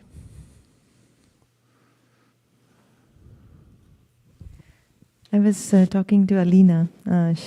She says she's little new in Krishna consciousness, but I feel that her realizations were very profound. And she mentioned about the Tatenukampam verse that it's saying that we just have to be alive to inherit the kingdom of the Lord. But she said that while you're being alive, it's not a jolly ride. It's going to be, things will come at you. But while things come at you, you tolerate them and you stay alive. That is what this verse is talking about. So she really liked that part. And she had a question about the word punishment that is mentioned, and she seemed to think that it's a bit harsh to say it's a punishment when we are talking about the all-merciful Lord. So would you like to comment on? Yes, I would. For instance, rearing, and very insightful about staying alive, but staying alive, you may say, well, that's easy. It's like there may be intractable situations and very difficult times in staying alive. However, it's such a simple concept. Just one way or another, stay alive. That's all we're asking of you. And then you'll be successful. As far as punishment goes, punishment's not necessarily bad. Consider, of course, we can look up the word. I mean, it's related. Look at the etymology of the word. But as far as the context goes, think of, for instance, okay, I know somebody in Japan, they have this philosophy about raising dogs, which is you just never tell them anything. If you never tell your dog anything, like don't jump up on people, then when they grow up, what do? They jump on everybody.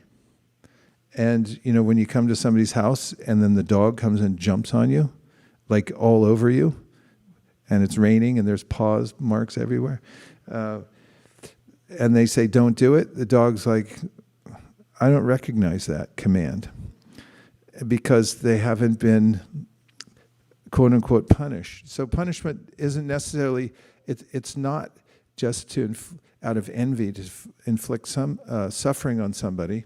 What does the word mean? Our research department needs a dedicated microphone.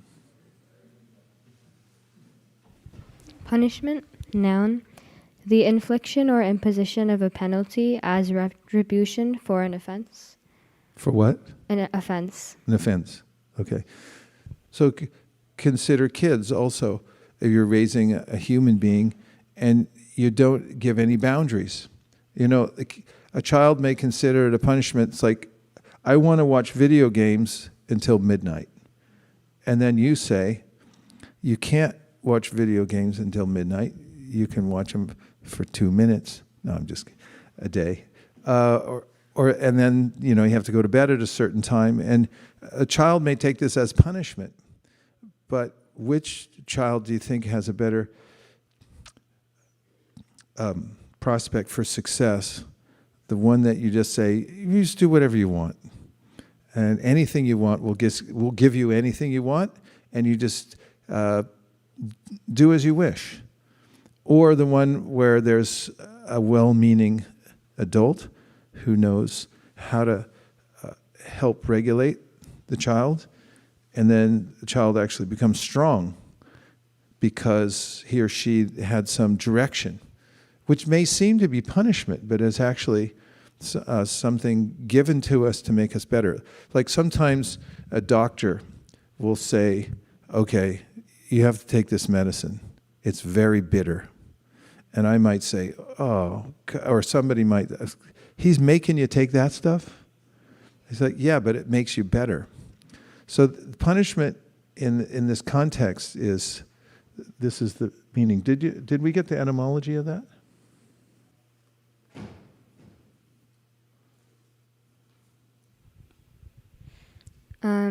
Comes from Old French, punus, to punish, and then Latin, correct, chastise.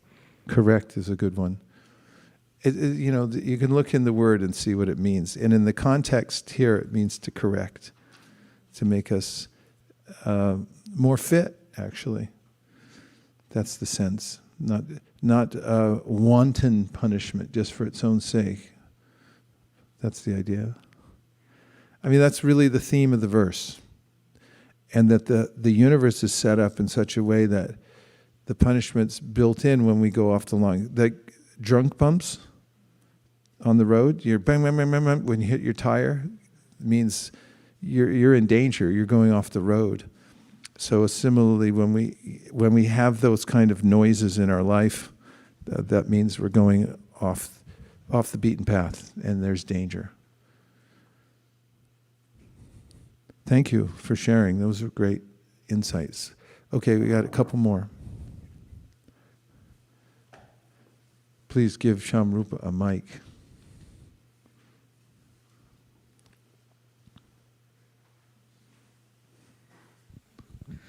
Hare Krishna Maharaj. So, we three were a group. So, Mario Prabhu, he shared very nice realization. He said that the pain usually takes us away from whatever we are doing. If we feel pain, we tend to go away from there. But if it purifies us, then it is very good. And we can go towards that source. And Dibya Shakti Mataji, she also supported that same point, and she said the suffering that we go through, a devotee goes through, that is actually Krishna's blessings. Very nice. That's a good example also with pain in the body. If you feel pain, it generally means something's wrong. Like there's something, an ingrown toenail, that's why it hurts. So it needs to be corrected. And this is nature's way of telling us something about our body. And in the sense in this verse today too, when we're feeling some kind of pain, it's like, okay, maybe I should realign myself. And that helps us. The point that's given throughout the Bhagavatam, it's all benevolent.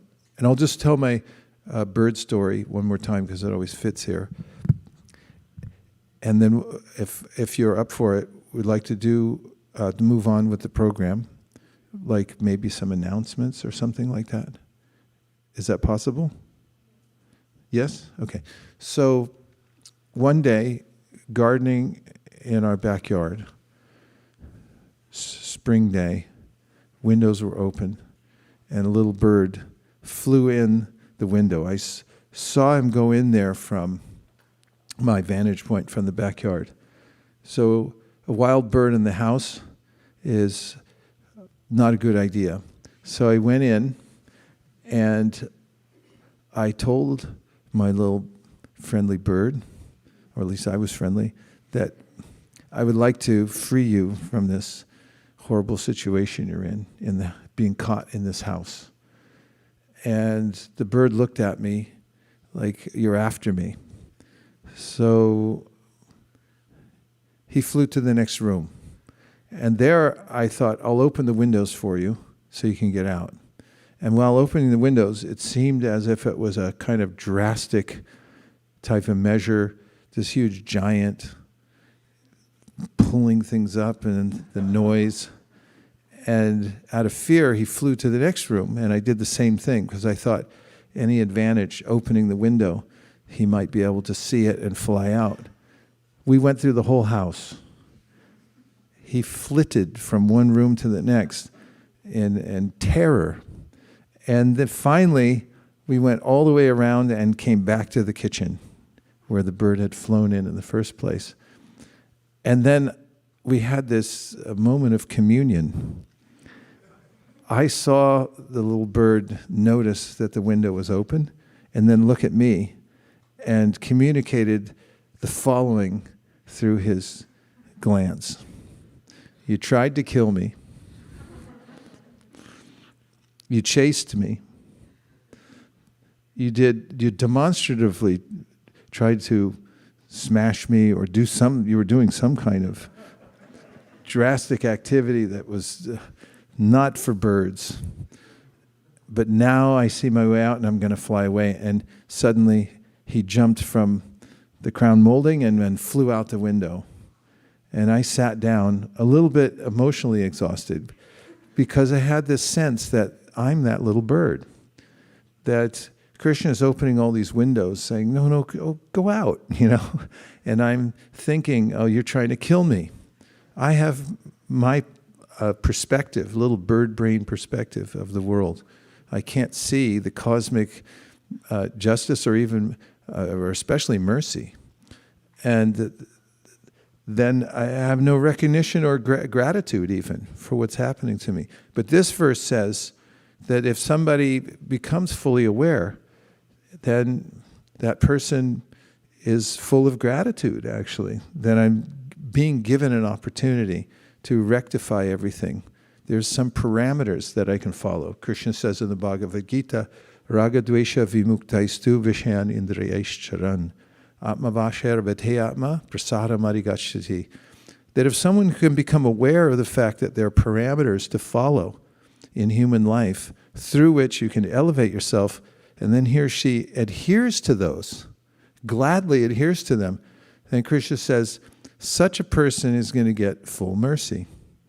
We avail ourselves to it by changing our attitude towards what's happening to us from, I'm being punished, I'm being chased, I'm being tortured even, to actually, there is a way out of here.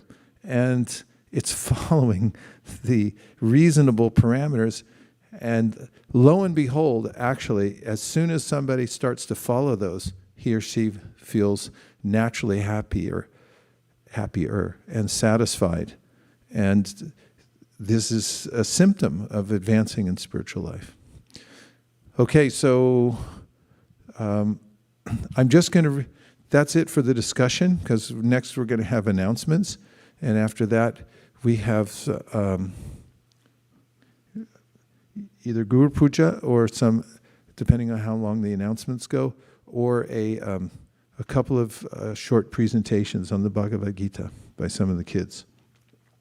But I want to read directly from the Bhagavatam, just a few verses, because I wanted you to hear the letter that Rukmini Devi wrote to Krishna and had delivered through a Brahmana.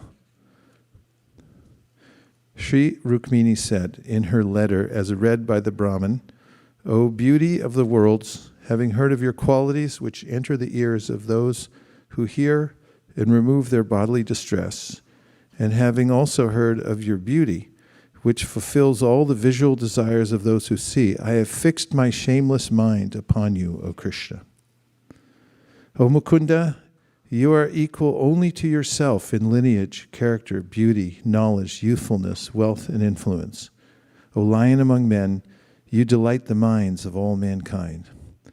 What aristocratic, sober-minded, and marriageable girl of a good family would not choose you as her husband when the proper time has come? Therefore, my dear Lord, I have chosen you as my husband, and I surrender myself to you. Please come swiftly, O Almighty One, and make me your wife. My dear lotus-eyed Lord, let Shishupal never touch the hero's portion like a jackal stealing the property of a lion. If I have sufficiently worshipped the Supreme Personality of Godhead by pious works, sacrifices, charity, rituals, and vows, and also by worshipping the demigods, brahmanas, and gurus, then may Gadagraja, that's a name for Krishna, come and take my hand, and not Damagosha's son or anyone else. O unconquerable one, tomorrow when my marriage ceremony is about to begin, you should arrive unseen in Vidarbha and surround yourself with the leaders of your army. Then crush the forces of Chaitya and Magadendra and marry me in the Rakshasa style, winning me with your valor. Since I will be staying within the inner chambers of the palace, you may wonder, how can I carry you away without killing some of your relatives? But I shall tell you a way. On the day before the marriage, there is a grand procession to honor the royal family's deity, and in this procession, the new bride goes outside the city to visit goddess Girija. O lotus-eyed one, great souls like Lord Shiva, hanker to bathe in the dust of your lotus feet and thereby destroy their ignorance. If I cannot obtain your mercy, I shall simply give up my vital force, which will have become weak from the severe penances I will perform. Then after hundreds of lifetimes of endeavor, I may obtain your mercy. The Brahmana said, this is the confidential message I have brought with me, O Lord of the Yadus. He was presenting it to Krishna. Please consider what must be done in these circumstances and do it at once. Om Tat Sat. Now we have a note.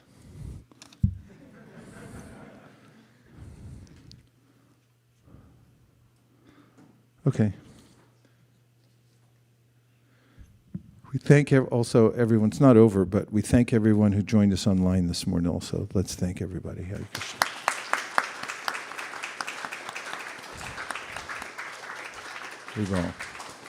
And now we have a couple of announcements. And Malini, you want to start?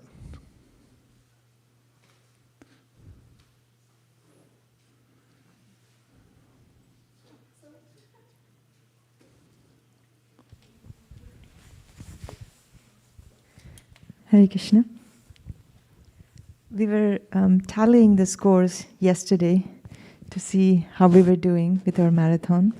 Our goal for the marathon, I don't know if everybody know about it, but in the month of October, November, and December, in these 3 months, we have a goal to distribute certain amount of books. And collectively, we decided to distribute at least 60,000 Bhagavad Gita equivalent points. So we're just working towards that goal. And we tallied yesterday, and we are about 35,000 book points short still, till January the 8th. So, which is about 17,500 Bhagavad Gitas still to go. And devotees are making different plans going out, but we did a lot. We did a lot from 120,000 book points to now 35,000. Last week, devotees went out many places to door-to-door books, and devotees are also going out on Arabic book distribution. And I saw Ananda Kishore Prabhu just walked in. He just came back after getting married.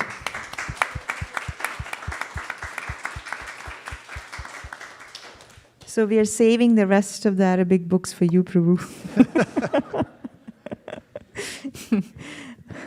There were many stories to share about the Arabic book distribution, but I just want to share one thing which was already shared last week. But we were going Arabic books store to store, and these were all the places where there were little not so well off, so people were taking some drugs and everything, but there were small stores like that, pockets of Arabic stores. And when we went there, we were a little afraid to say, Hare Krishna or anything, so we were just saying we're coming from a yoga center. And one store we went, Ali, his name is Ali. Every year we go there, but still not sure how he would react. And we went and we said, we just have some books which we wanted to present to all the Arabic speaking people. And he says, oh, no problem, man, get them all here. And then we thought we'll only put 10 each, but then he said, no, bring more. And we put about 20 each of the small Arabic books, and he was very receptive. And another store we went and we were trying to speak, and suddenly somebody comes from the back and he says, Jai Shri Krishna. And we were just wondering, who is this person? And that person turned out to be someone from India, Dehradun. I think that is Radhakripa Prabhu's area. And he said that he was in Texas and he found a Bhagavad Gita in a trash can. And he took the Bhagavad Gita, he wiped it out and cleanly, and then he said, he's a truck driver. He said, every day I keep this Bhagavad Gita in my truck. And every day I read Bhagavad Gita. And he was quoting verses from Bhagavad Gita that he liked. And he said, I forgive the person who put it in the trash. But I said this was meant for you, maybe that's why it was there. And then we just mentioned about the Srimad Bhagavatam. And he said, yes, I will take Bhagavatam. So we delivered the Bhagavatam the next day. And he was very happy, and he also sent a donation, he mentioned. So all the books that we are distributing, they're going to some place, even though we may not know what is happening to them, but they're having profound effect. So please continue. We have 35,000 more book points to go. And today the devotees going all over the places in Western Sankirtan. It's already posted on the Western Sankirtan group. And there will be door-to-door locations as well. And Kautukarna Prabhu and Krishna Prabhu went on traveling Sankirtan. They went with Navina Nirodha Prabhu, and they're going for a whole week of book distribution with him. So that's all, Prabhu. Thanks.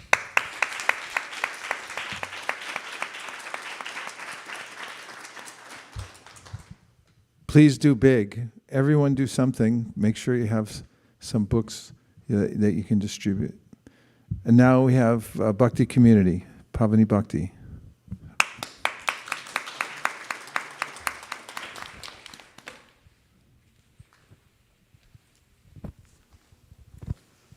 Hare Krishna. Thank you, everyone. I'll make quick announcements today.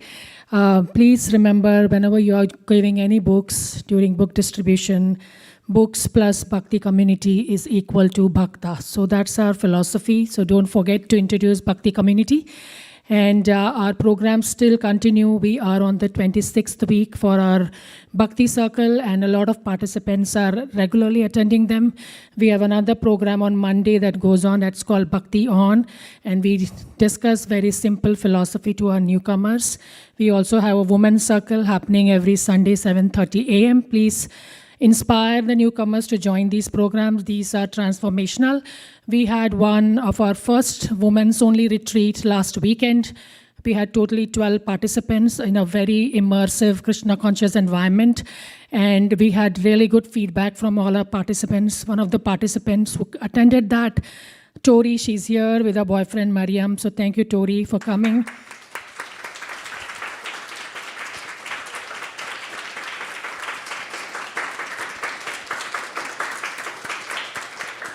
And I'm super thankful to Ananda Vrindavan Mataji, who helped us lead the sessions over there, along with Vaisesika Mataji, who did conscious cooking teaching there, and also provided a lot of food, samtas prashadam to everyone. We had a very, very systematic program where we taught all these future Vaishnavis about, we had the classic, the horses picture of Bhagavad Gita, where we had one session on that, how we can control the senses and how mind is over the senses, how intelligence is over the mind. It was very well appreciated.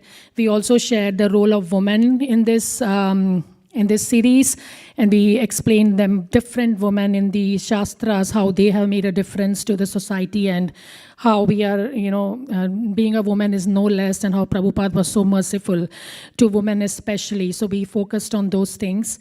It was a fully immersion experience where devotees woke up in the morning, they did japa, we did physical yoga, we did realizations, reflections, and much, much more. So there's a lot happening. I just request everyone that when you find somebody who can be benefited from these programs, I highly encourage everyone to send them to Bhakti community, and we'll be happy to help them with your association and with your support. Thank you, everyone. Hare Krishna.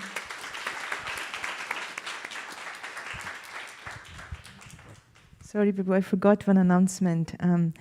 Hansapriya has sent an email as well, but she's baking 5,000 cookies today at Radhavallabh Prabhu's kitchen, which is not here.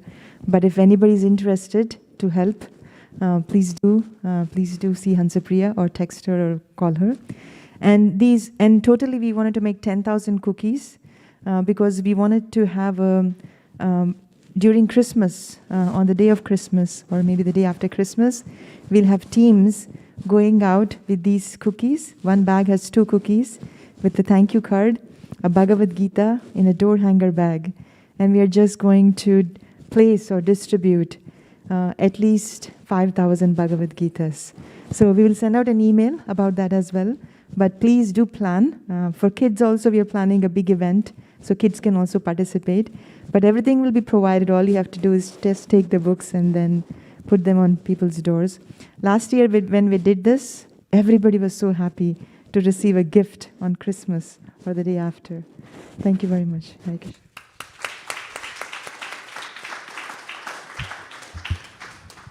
It would help if we had an at-a-glance card, a tutorial that told how, when you meet somebody, how to introduce them to Bhakti community in the best possible way.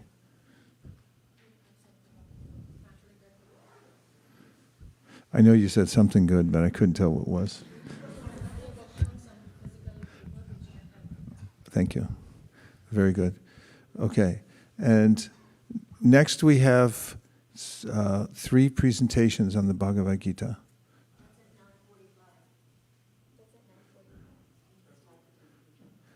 You want to have Guru Puja now?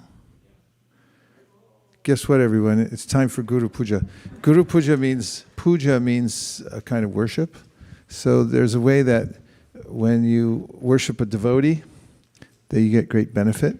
So in our organization, we have what's called a founder acharya, the one who started the organization and who's the main teacher and who also is in the line of disciplic succession. His name's Srila Prabhupada. And in all of the temples around the world, you'll find this form called murti, the physical feature of that teacher, who we follow. We follow the tenets that he set up that are in line with the Bhagavad Gita and everything else, and all the other literatures.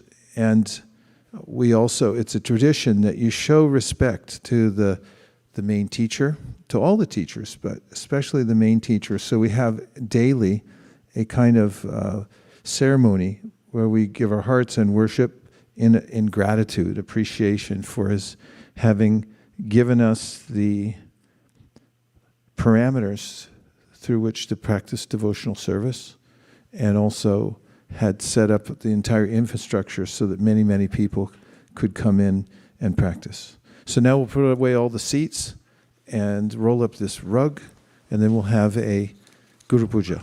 Thank you very much, everyone. Hare Krishna.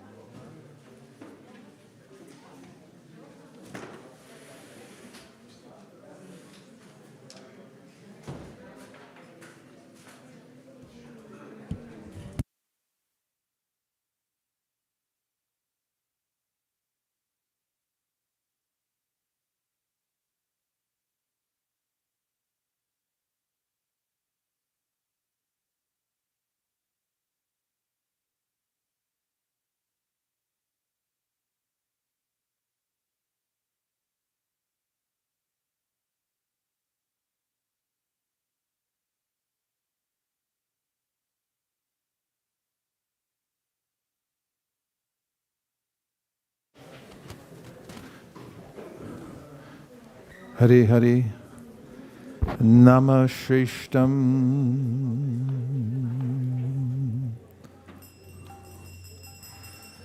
Nama Shreshtam Manamapi Shachiputram Atrasarupam Shirupam Tasyagrajam Urupari Matarim Goshavati Radha Kundam Girivanamaho Radhika Madhavasham Prapto Yasya Gratita Kripaya Shri Gurum Zanatosmi He Guru Jnanadalina Bandho Swananda Data Karanaika Sindho Vrindavana Sinahitavata Prasida Radha Pranaya Pracharo He Dina Bandho Karanaika Sindho Guru Prasadam Mahimanda Budhe Laksha Paradhe Bahupapa Gadhe Tatpada Padme Stumatishta Krishna.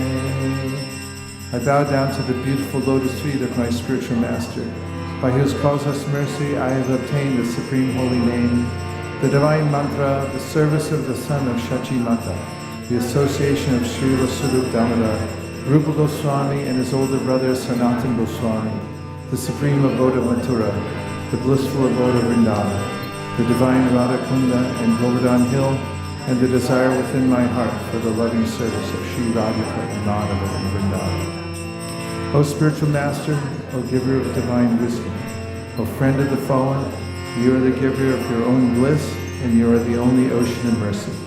Although dwelling in Vrindavan, you have descended for the welfare of fallen souls like myself, and you are preaching the divine love of Radha for Krishna. Please be kind upon me. O friend of the lowly, O Gurudev, You are the only ocean of mercy. I am a dull fool and have committed hundreds of thousands of offenses. I have fallen into a dense myriad of sins. Therefore, grace me with your mercy, so that my mind may be fixed on your lotus feet and on Sri Krishna. The lotus feet of our spiritual master are the only way by which we can attain pure devotional service. I bow to his lotus feet with great awe and reverence.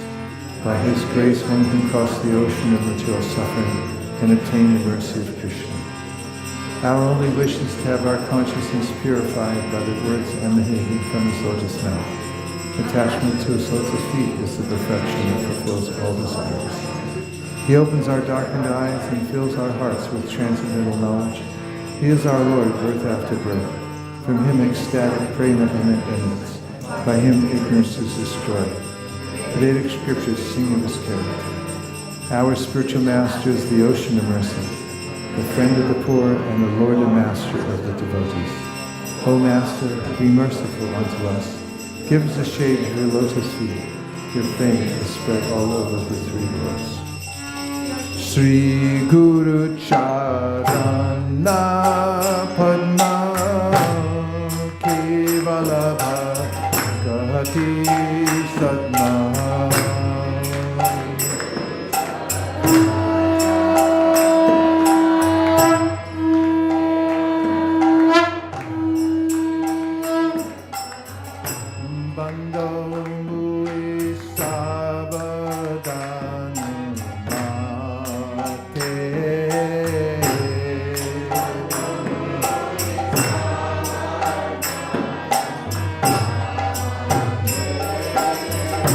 Jahar Prasare Bhai Bhavato Riya Jai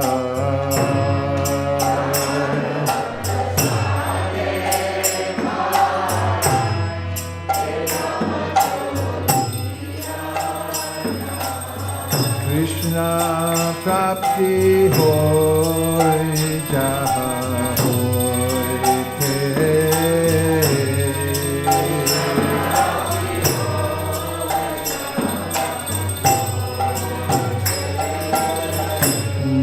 Guru Mukha Padma Bhakya Chitete Go Riya Vikya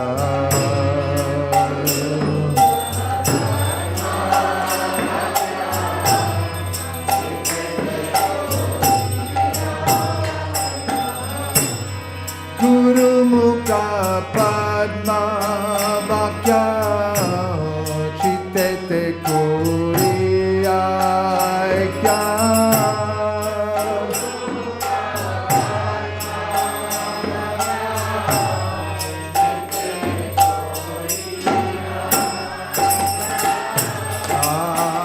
Nakori Ho Mani Asha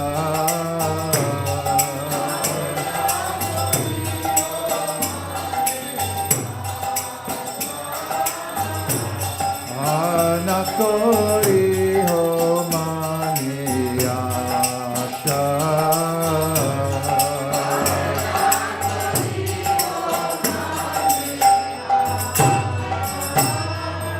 Shri Guru Charane Rati Eshayu Tamagati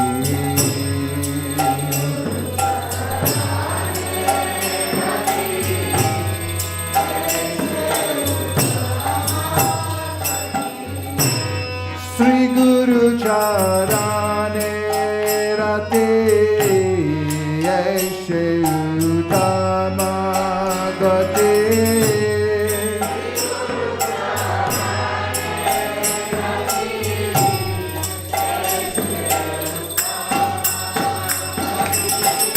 Jai Prashade Pure Sarva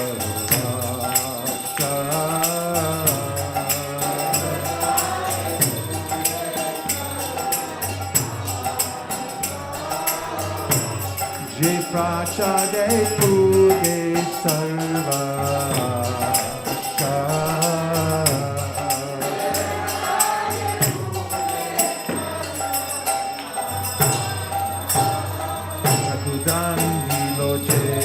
jane jane Prabhu se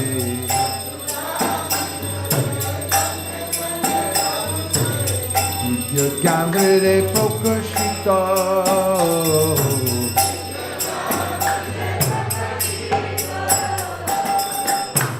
Prema Bhakti Jaha Hoite Abhija Vinasa Jate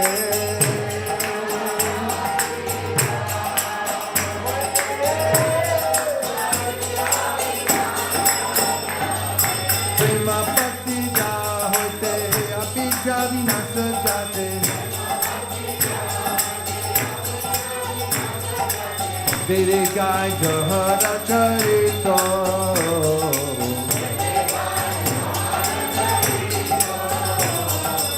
Vede Gai Jahara Charito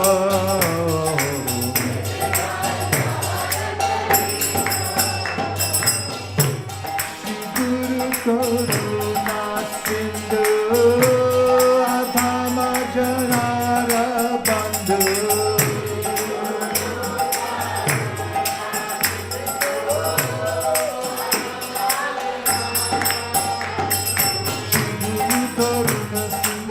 Adama Janara Bandhu Lokanath Lokera Jivana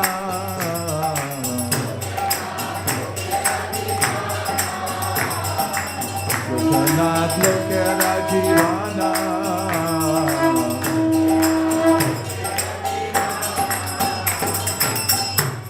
Ha ha Prabhu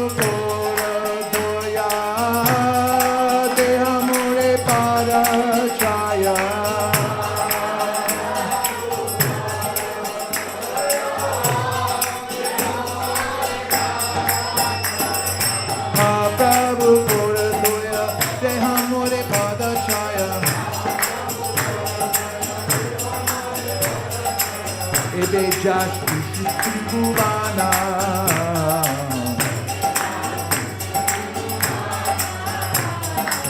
Ebe Jash Tribhuvana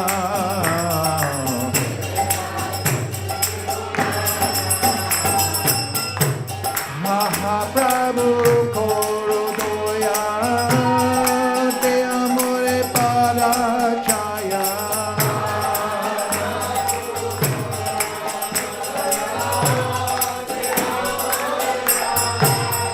Jaya Prabhupada, Prabhupada, Prabhupada, Jaya Prabhupada.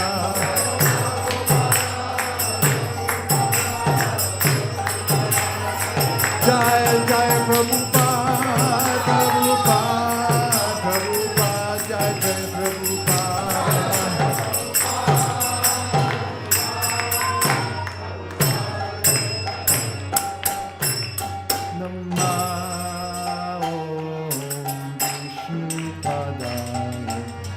Krishna Prestaya Bhutale Srimate Bhakti Vedanta Swami Niti Namine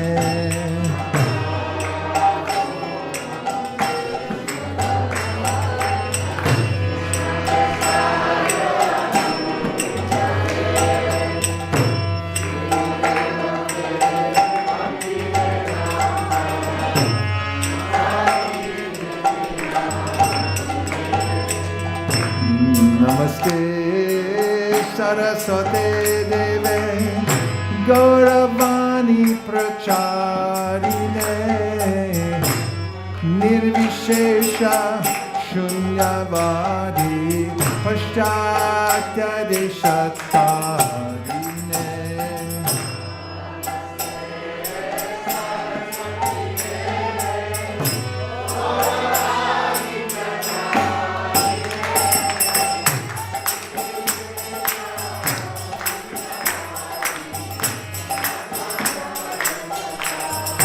Jaya Shri Krishna Chaitanya Prabhu Nityananda Shri Advaita Gadadhar Shivasadi Gaur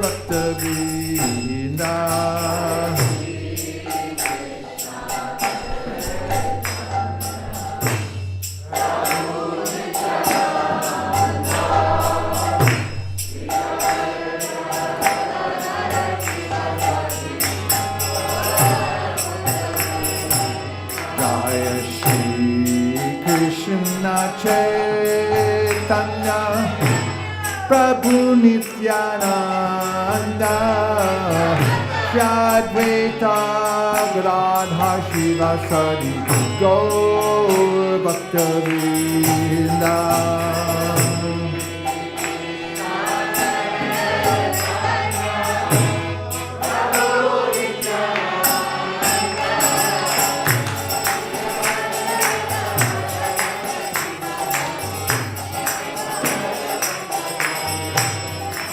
Jai Shri Krishna Chaitanya Prabhu Nityananda,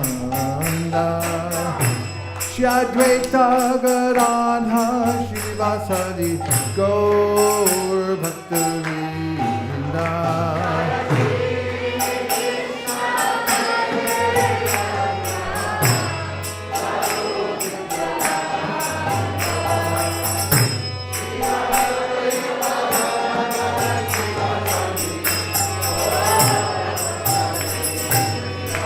Hare Krishna, Krishna Krishna, Hare Hare, Hare Rama, Rama Rama, Hare Hare.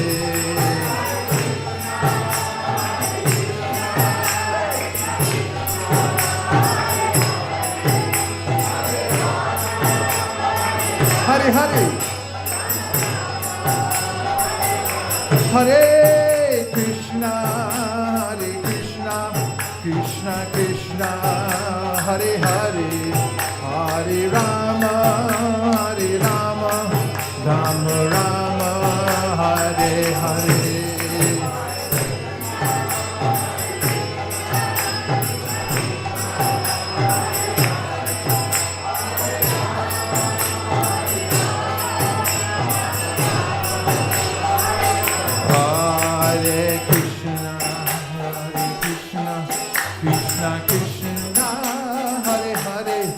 Hare Rama, Rama Rama, Hare Hare,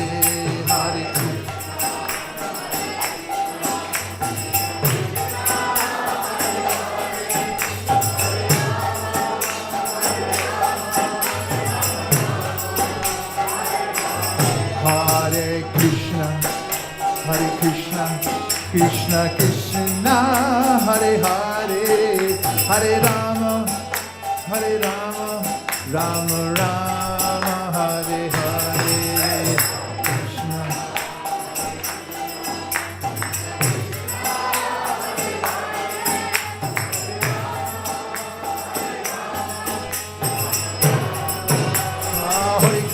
Hare Krishna, Krishna Krishna, Hare Hare, Hare Rama, Rama Rama, Hare Hare.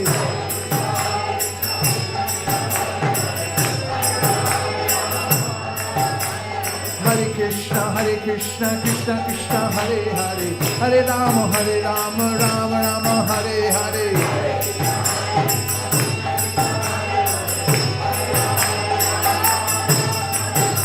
Hare Krishna, Krishna Krishna, Hare Hare, Hare Rama, Rama Rama, Hare Hare.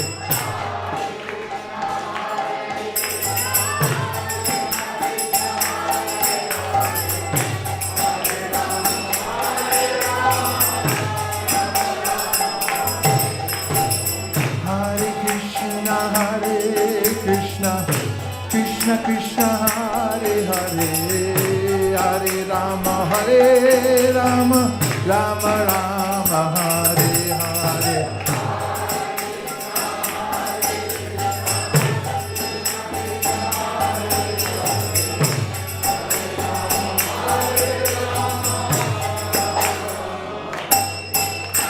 Hare Krishna, Krishna Krishna, Hare Hare, Hare Rama, Rama Rama, Hare Hare.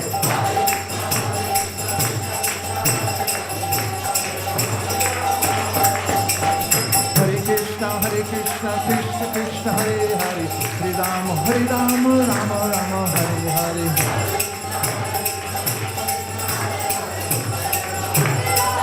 I go, Hare Bo,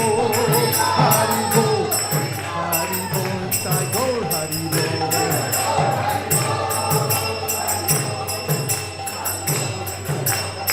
Nitai Gaura Hari Bol, Hari Bol, Hari Bol, Nitai Gaura Hari Bol.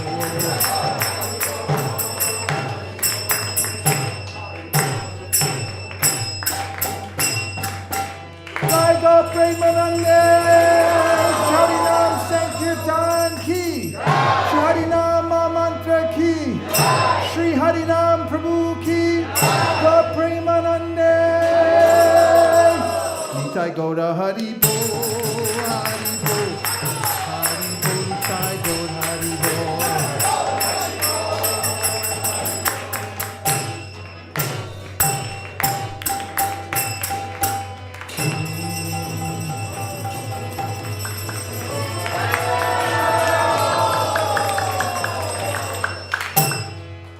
Jai Om Vishnupad Paramhamsa Privrajacharya Stotarasti Shishimad Abhay Charanara Vinda Bhaktivedanta Swami Maharaj Srila Prabhupada Ki Jai. Jai Om Vishnupad Paramhamsa Privrajacharya Stotarasti Shishimad Srila Bhakti Siddhanta Saraswati Goswami Maharaj Ki Jai. Ananta Koti Vaishnavini Ki Jai. Namacharya Srila Haridas Thakur Ki Jai. Prem se Gaho Shri Krishna Chaitanya Prabhu Nityananda Shri Advaita Gadadhara Shivasari Gaur Bhakta Vrinda Ki Jai. Sri Sri Radha Krishna Gokapinath Shyamakund Radhakund Giri Govardhan Ki Jai. Sri Vrindavan Nam Ki Jai. Sri Mayapur Navaditam Ki Jai. Shri Jagannath Puri Dham Ki Jai. Ganga Devi, Jamuna Devi Ki Jai, Tulsi Devi Ki Jai. All glories to the assembled devotees. All glories to the assembled devotees. All glories to the assembled devotees. Gaur Premanande Hari Bol.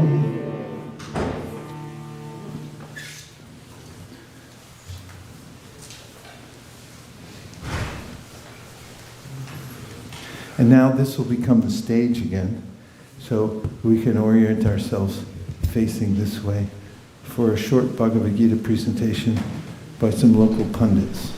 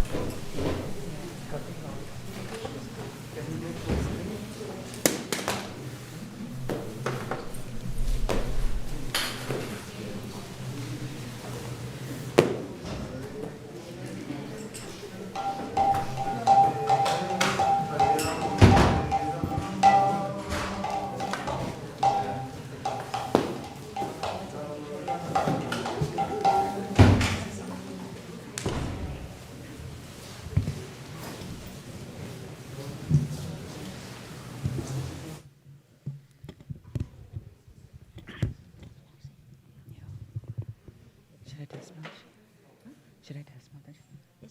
Yeah. Hare Krishna, Hare Krishna, Hare Krishna. Hare Krishna. I'm fine with it on.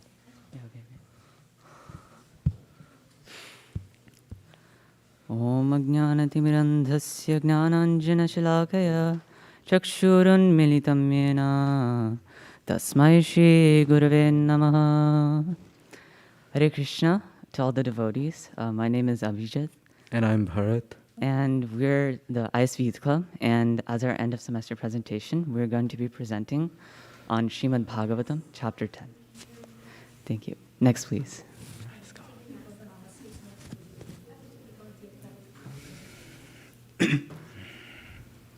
Hare Krishna. Yeah, okay. Down. Yeah. And we're going to be presenting on chapter 10. So we split it into two themes, if you will. And the first theme is verses 1 through 6, where we're just setting the scene. So chapter 10 begins after the Kurukshetra war, right when the Pandavas have emerged victorious, and Krishna has reinstated Yudhishthira Maharaj to his rightful inheritance. And the Kuru dynasty was exhausted, and Krishna was delighted with reinstating Yudhishthira Maharaj as the king. So Yudhishthira Maharaj's competence as a king was so magnificent that the entire kingdom was actually becoming, the mood was better and everything. So, for example, you can see in the pictures how the earth was perfusing with crops and harvests, like the flowers are growing so much. And you can see in the picture with the cow, where the cow is feeding its mother, the mother cow is feeding its baby. And actually the prosperity of a kingdom is measured by how much, how healthy the cows are. And we can see how plump and healthy these cows are, which really signifies how competent Yudhishthira Maharaj must have been. And as a result of this, the subjects were also very happy. Weather was very nice, no unpleasant weather, and there were no diseases or unnecessary agonies that were presented to the people. So, yeah. And then we come to the second theme, which has so much nectar, and it's verses 7 through 19, which explains how Krishna was leaving Dwaraka. And we start with verse 7, which is as follows. After the battle of Kurukshetra, Shri Hari, Lord Shri Krishna, resided at Hastinapura for a few months to pacify his relatives and please his own sister Subhadra. So as we know, Vedic culture, it's a very personal culture, unlike others. Bhakti, as we know, it's a very conjugal affair with Krishna himself. All of our reciprocations and interactions are so personal, on a personal level. And Krishna reciprocates with the feelings of his devotees, personally. And we can see in the picture how he's reciprocating this devotee. So in a God-centered civilization, all of our exchanges are based on a mood of service with full consideration of others' feelings. So in this picture, we can see how Chaitanya Mahaprabhu, he's taking the time to explain the doubts of all of these devotees who are so curious to satisfy their, to quench their curiosities. And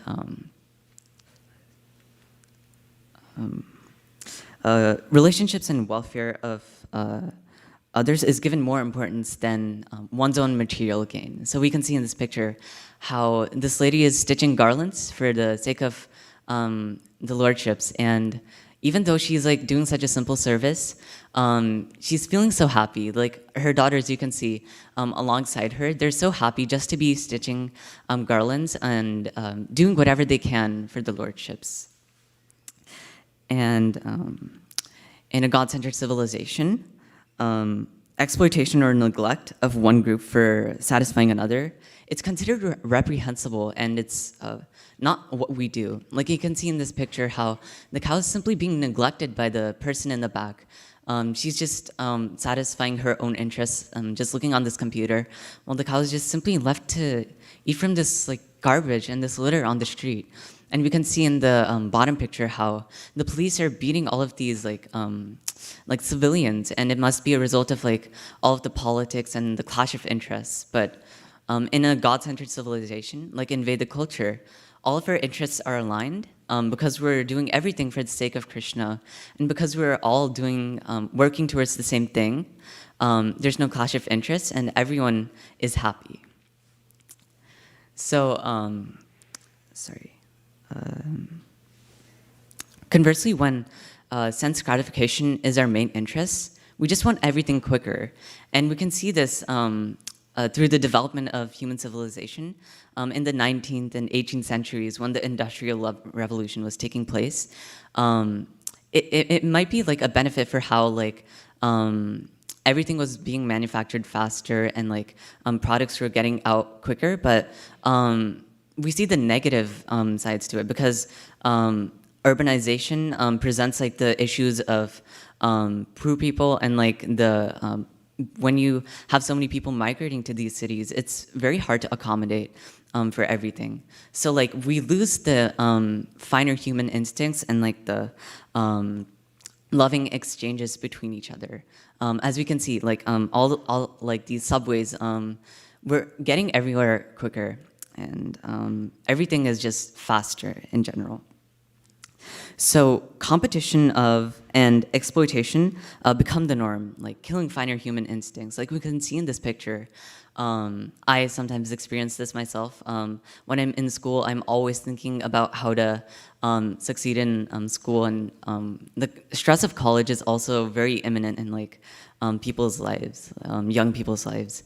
And you can see in this other picture how this person is stepping on this person just to use them to build themselves in society, which is really the downsides to capitalism in our modern day societies, where everyone's trying to build off of each other and destroy each other, just build off of each other's success, which is just sad when like in Vedic culture, we're always like looking towards each other, like for support and how to help each other, like with a full mood of service. So Krishna, he stays back to pacify his sister Subhadra, because an aspect of Vedic relationships, it's to be personal, and Krishna was the eldest, and he felt like a very paternal type of affection for Subhadra, because the eldest brothers in the family, they always feel so much affection for their younger siblings. So he stayed back to pacify her, even though there were so many other people to help pacify Subhadra, like Arjuna, Yudhishthira, all of these great personalities. But Krishna himself took the time to stay back, because he wanted to satisfy the desire, the separation, and to satisfy the separation feeling of sadness and keep them pacified.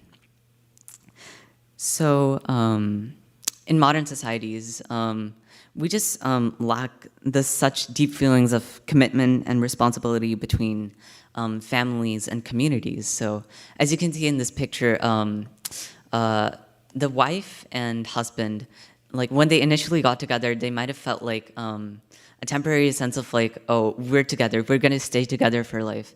But like later on in their lives, they just start to notice these like simple things that just separate them, and they just can't seem to be together anymore. And in the middle, you see this baby that they've begot, and like this baby, like it's just in the middle of like all of this strife between the wife and husband, and like the baby just wants to like have a wife. Mother, mother and father, and have a happy family and live together nicely. And it's just such a valid feeling. Like no one deserves like having like this trauma from such a young age. So we come to the next slide, where we're like seeing how this lady is cooking like out of a labor of love for her family. Like when individuals like are only interested in gratifying the senses, everything becomes machine-like. So this lady, she's grinding this mortar and pestle out of love for her family. She wants to cook. She wants to provide for her family. But in this next picture, we see that this woman is going to the gym, and even though she might have a family, she's like putting her own interests forward in front of her own families, and she's getting exercise this way. But like in Vedic culture, like this lady, she's like getting exercise herself with like grinding these heavy mortar and pestle, and like this all of this labor, it's for the benefit of her own family. She's getting exercise that way as well. But this woman, she's in the next picture, she just wants to gratify her own interests. And then we come to the next slide. Yeah, thank you, Abhijit, for those amazing points. So in text 8, it says, afterwards, when the Lord asked permission to depart, and the king gave it, the Lord offered his respects to Yudhishthira by bowing down at his feet, and the king embraced him. So one point that we can like take from this verse is that although Krishna is the supreme personality of Godhead, he still adheres to the customs and rituals of the time by asking permission from the king to leave and offering his respects to his elder. His Yudhishthira is like age-wise older than Krishna. And Yudhishthira does accept these conditions, and he does reciprocate by embracing him. And we can see that there's this relationship between Krishna and Marji Dishtra.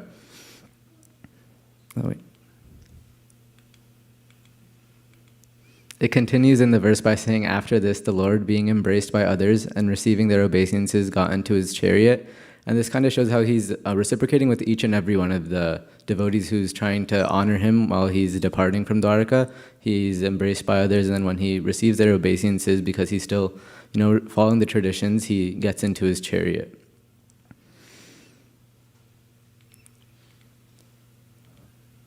So one thing we can learn from this is that the customs and rituals of the Vedic times, they weren't superstitious. They weren't just there to do them. They were there to actually touch the heart and create this atmosphere where there was loving exchanges constantly. And as we can see in the pictures, there's one Goswami offering his obeisances to another Goswami, and this is out of respect and love. It's not out of just, I have to do this because he's my senior.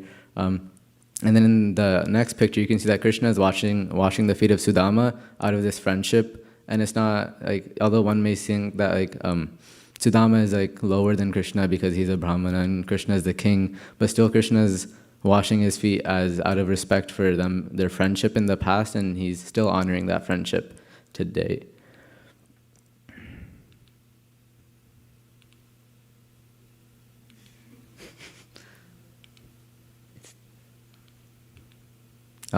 Next slide, please.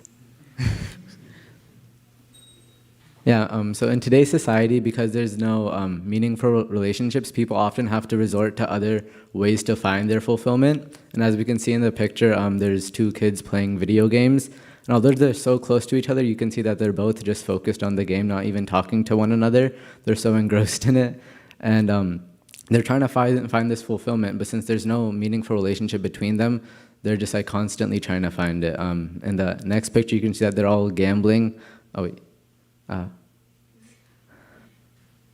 Yeah, and the picture you can see that they're all gambling over this one game, and once again, there's so many people around that table, but no one's focused on talking to one another. They're all focused on that one game in the middle. And then in the last picture, you can see that someone's resorting to smoking and drinking alcohol to find this fulfillment, and it's injurious to their health. Smoking and alcohol both have severely negative consequences, but just because they're trying to find that fulfillment somewhere else, they're resorting to that. Next slide, please.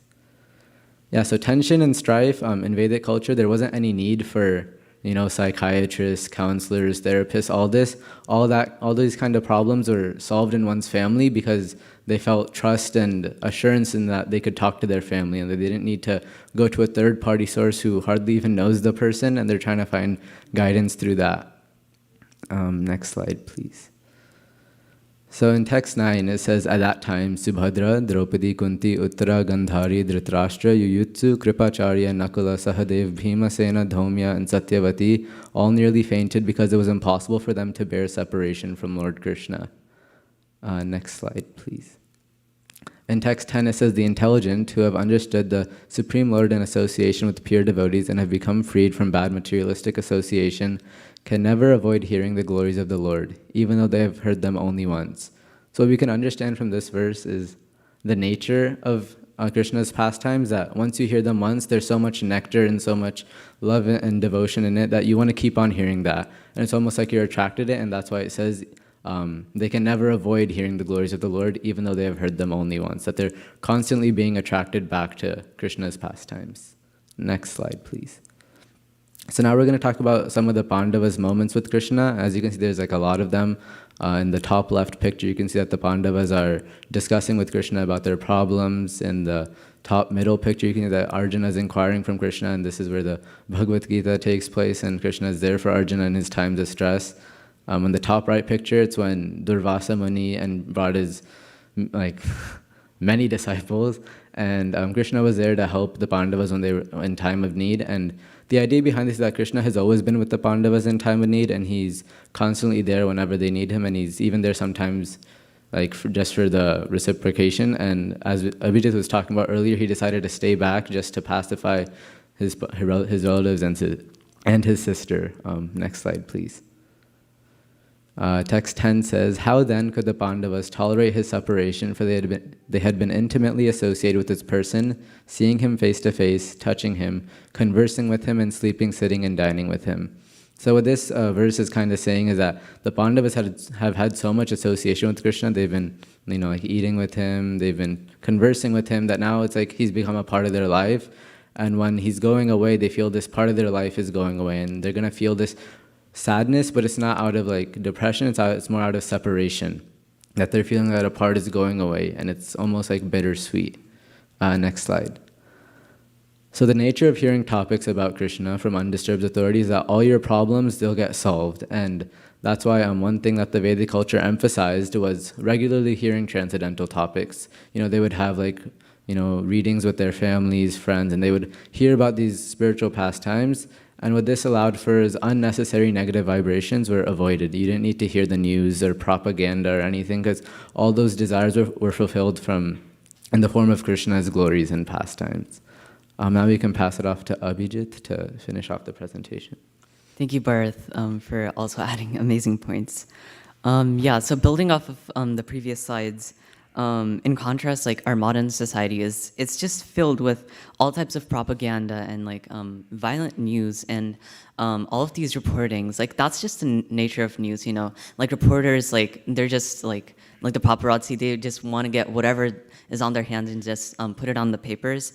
And then the nature of the material world is also there's so many miserable things going on around the world, in China with the Muslims, and just all of these. You can see even in the newspapers that are being mentioned in the picture, all of these things like Valley gang violence, robberies being reported in the news. It's just not very desirable for us.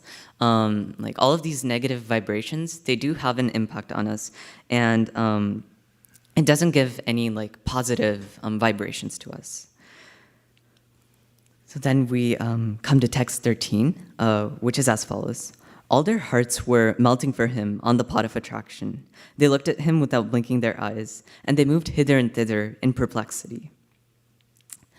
The female relatives, whose eyes were flooded with tears out of anxiety for Krishna, came out of the palace. They could stop their tears only with great difficulty. They feared that tears would cause misfortune at the time of departure. So all of the ladies in Hastinapura, like Bharat was mentioning, Krishna had become such a huge part of their lives, and Krishna is the all attractive. How can one not love him? So all of these ladies of Hastinapura, they'd grown so attached to him, and they were growing so sad that he was leaving, out of the sense of separation from him, not out of a sense of depression. So they naturally they started crying, and they couldn't stop any of those tears. But what they tried to do was stop those tears, even with great difficulty, because they feared that all of this negative vibrations presented by their tears and crying would bring misfortune to Krishna at the time of departure. So this isn't any sentimental or superstitious belief, because we can see in our present day lives too, how negativity and not having any shelter can really be detrimental to someone's psyche. I can see myself too, if I'm feeling down, or if I'm not with friends sometimes, homework is harder, doing work is just harder in general.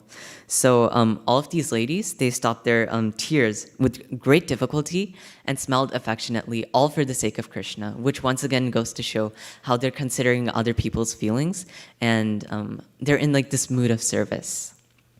So even though we have so much more nectar in the Bhagavatam, there's so much, even one page can present so much nectar to us, and we can just indulge in it for days. But this is just the limit of our abilities. And we thank you so much for taking the time out of your day to listen to our presentation. Sincerely from the bottom of our hearts, we thank you, the ISV Youth Club. Hari Bol, Hare Krishna.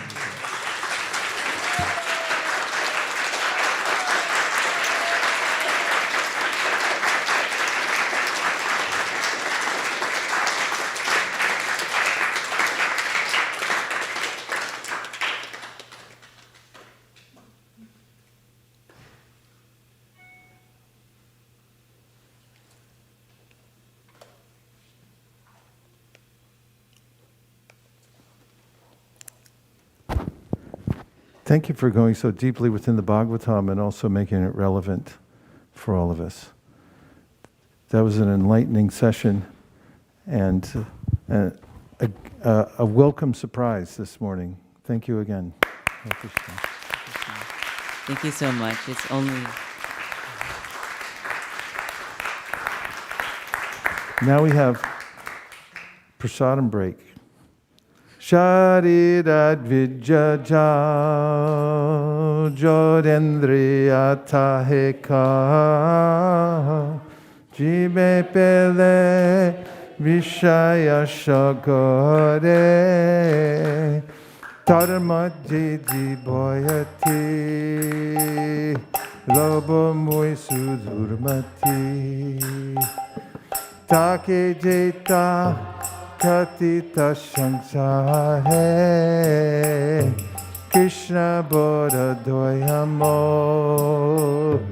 Kori Bari Jihwajar Shaprashadanda Kiloba Sayanandita Pao Radha Krishna Gunadar Preme Dato Shri Chaitanya Lita Preme Dato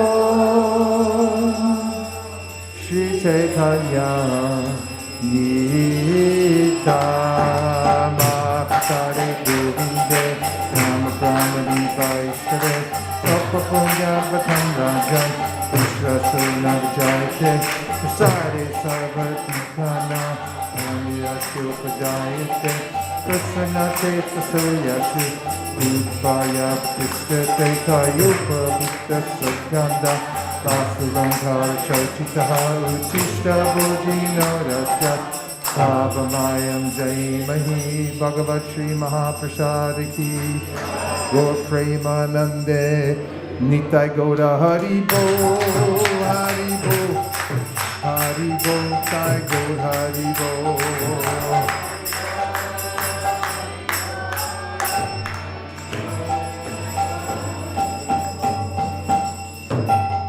Please come take prasadam. Vanchakalparvishya, Kripasindhamevacha, Patitanam Pavanebhyo, Vaishnavebhyo, Namo Namaha, Nantakoti Vaishnavini Ki Jai.